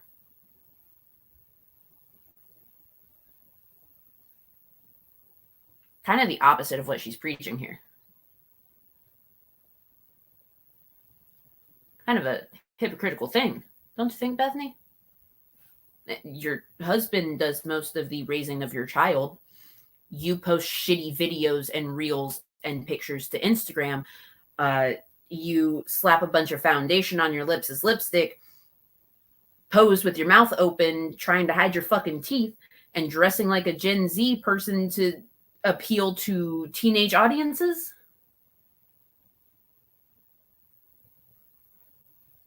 Where's your focus on your baby? Is it not there because you'd rather be doing this shit? Cool.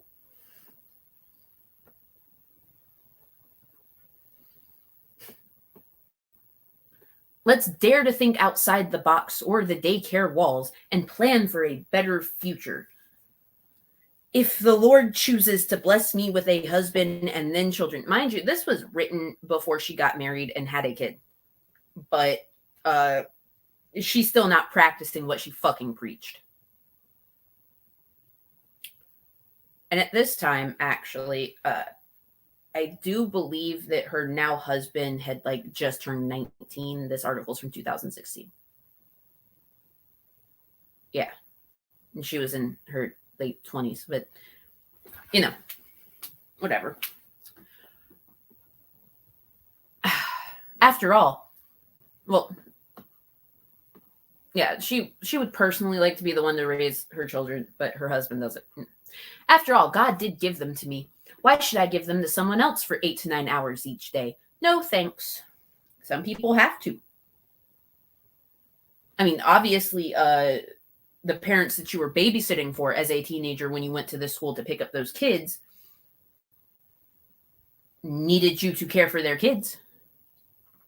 Are you judging them too? Because I feel so sorry for those parents if you're sitting there completely judging their fucking lifestyle while also getting money from them. Like, come on now. You're not Christian. Quit saying you're Christian when you act like this. If at all possible, I hope and pray I can be the one to rock them to sleep, kiss their boo-boos, and cuddle them when they're unhappy. Bethany, honey, let's talk for a moment. There is an Instagram video of you sitting in the front seat of your car with your husband beside you while your child cries in the back seat unhappy, and you were talking about how fucking annoyed you were because he wouldn't stop crying and you needed to go in to get something. Why weren't you cuddling him? Why were you posting about it to Instagram complaining instead of doing your motherly and wifely duty?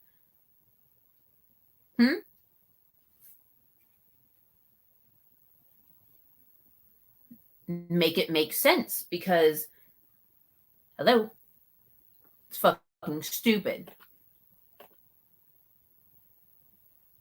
Yep.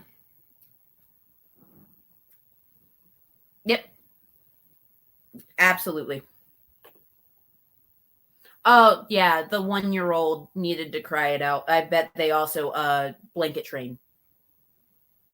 Oh, for those that weren't here last week, blanket training is where you take a blanket, you lay it down, and you take a crawling age child and put them on the blanket, spread toys around it, put yourself in front of it, and every time your child tries to get off the blanket and get what they want, you beat them into submission till they stay on the fucking blanket. Wouldn't be surprised if Bethany blanket trained. That's how the Duggars did it, and look where they're at.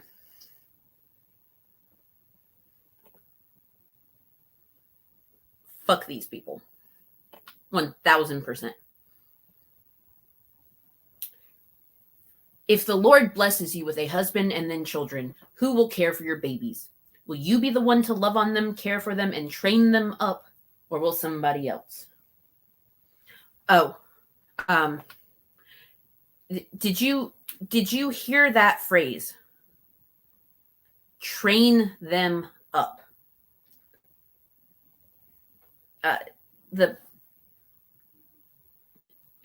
Yes, blanket training is an actual thing. It's in a book. It by people that have been the direct cause of child deaths because of their training methods.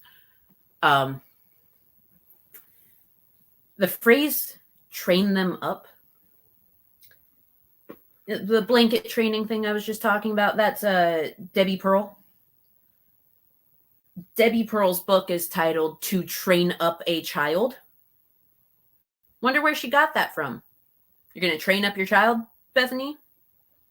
Going to cause him a lot of fucking damage mentally and physically? Good to know. It's nice to know where your phrasing comes from, isn't it? When we take a step back and look at God's design and relationship between mother and baby, it's breathtaking. No, the relationship between an actual caring parent, whether or not they are mother or father, and their child can be amazing. It's not just about mother and baby. It's about every adult involved in that child's life, nurturing them and caring for them in a proper fucking way, which you don't fucking do. The mother is the one who carries the baby inside of her for 9 months. Not always. There are surrogates. There are children that are adopted. There are a lot of different scenarios. Oh, there are seahorse dads. Did you know that, Bethany? Did you know that there are men, trans men, who give birth to their children, and it is lovely, it is wonderful, it is excellent and amazing, and you're a sack of shit. The mother is the one who sustains life for almost a year of the baby's existence inside of her. The mother is the one who painfully gives birth to her child. Not always. Ever heard of an epidural? That shit's amazing. When it works. I know. There are people that have a completely opposite experience, and I am not discrediting that whatsoever. But if the epidural works, no pain. Pretty fucking great. Just saying. The mother is the one who feeds the baby from her own body. Not always. Formula is a thing. Fed is best. Fed is always best. The mother is the one who has a connection with the baby like no one else in the world does. Again, not true. It's not. The baby is going to have a connection with the person that loves and cares for them the most. The one that gives them the affection they deserve. The one that teaches them in a way that is conducive to a healthy, happy lifestyle. But you like to use phrases like train up. Mm-hmm. Yeah. Some women can't breastfeed. I myself couldn't breastfeed my son. He was formula, which is fine because fed. He was fed. He's happy. He's healthy. He was fed. It happens. Fed is always best.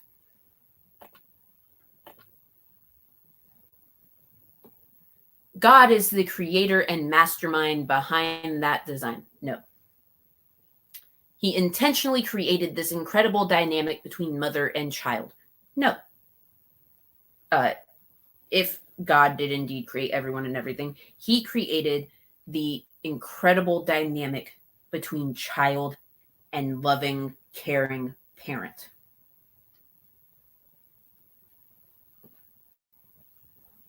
I believe that God's very best is to have mothers taking care of their babies.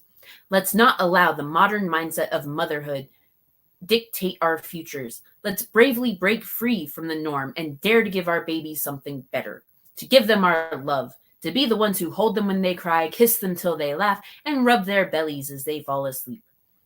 Let's embrace the incredible God-given relationship between babies and mommies and fulfill that high and holy calling to the best of our ability. In closing, I want you to ask yourself this question. Lord willing, who will raise your future children? Oh, she has a postscript here. I realize that due to difficult circumstances, not all mommies are able to stay home with their babies.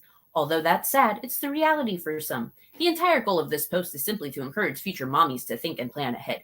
Bitch, you can't plan for everything ahead. You can't. It's impossible to plan for everything. Because, oh, hey, you don't want us to have careers. You don't want us to be independent. You don't want us to make and have our own money. So if our partner, husband, whatever, who gave us the baby happens to die, what are we supposed to do? Because we're supposed to plan ahead, but we're not supposed to make our own money. We're not supposed to be independent. I don't see the logic here.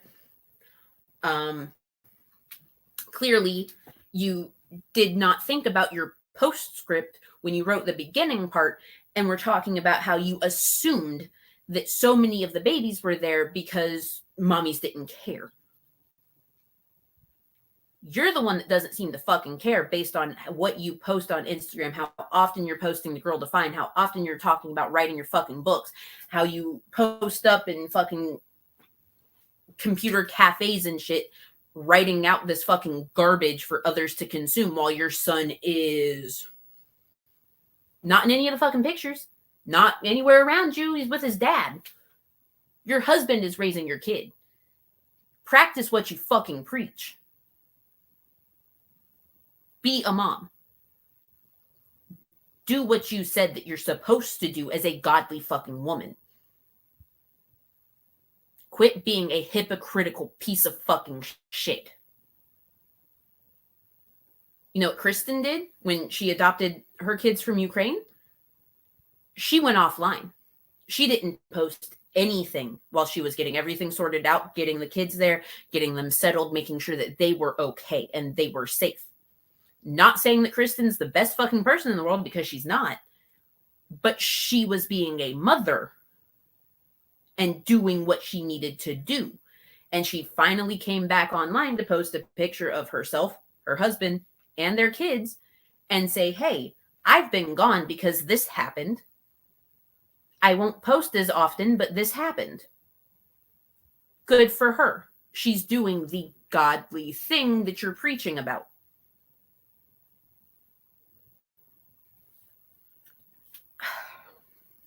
I'm about to wrap this up. I'm mad. I'm upset. And that's okay. And I'm going to do the independent woman thing. And I'm going to step away and do something that makes me happy.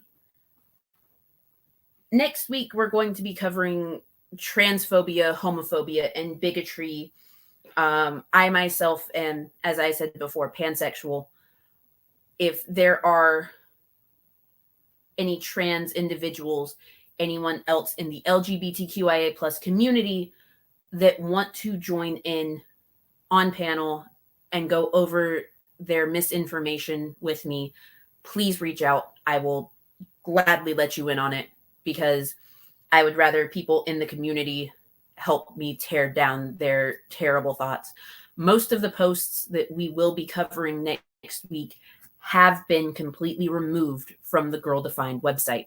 They cannot be found on there.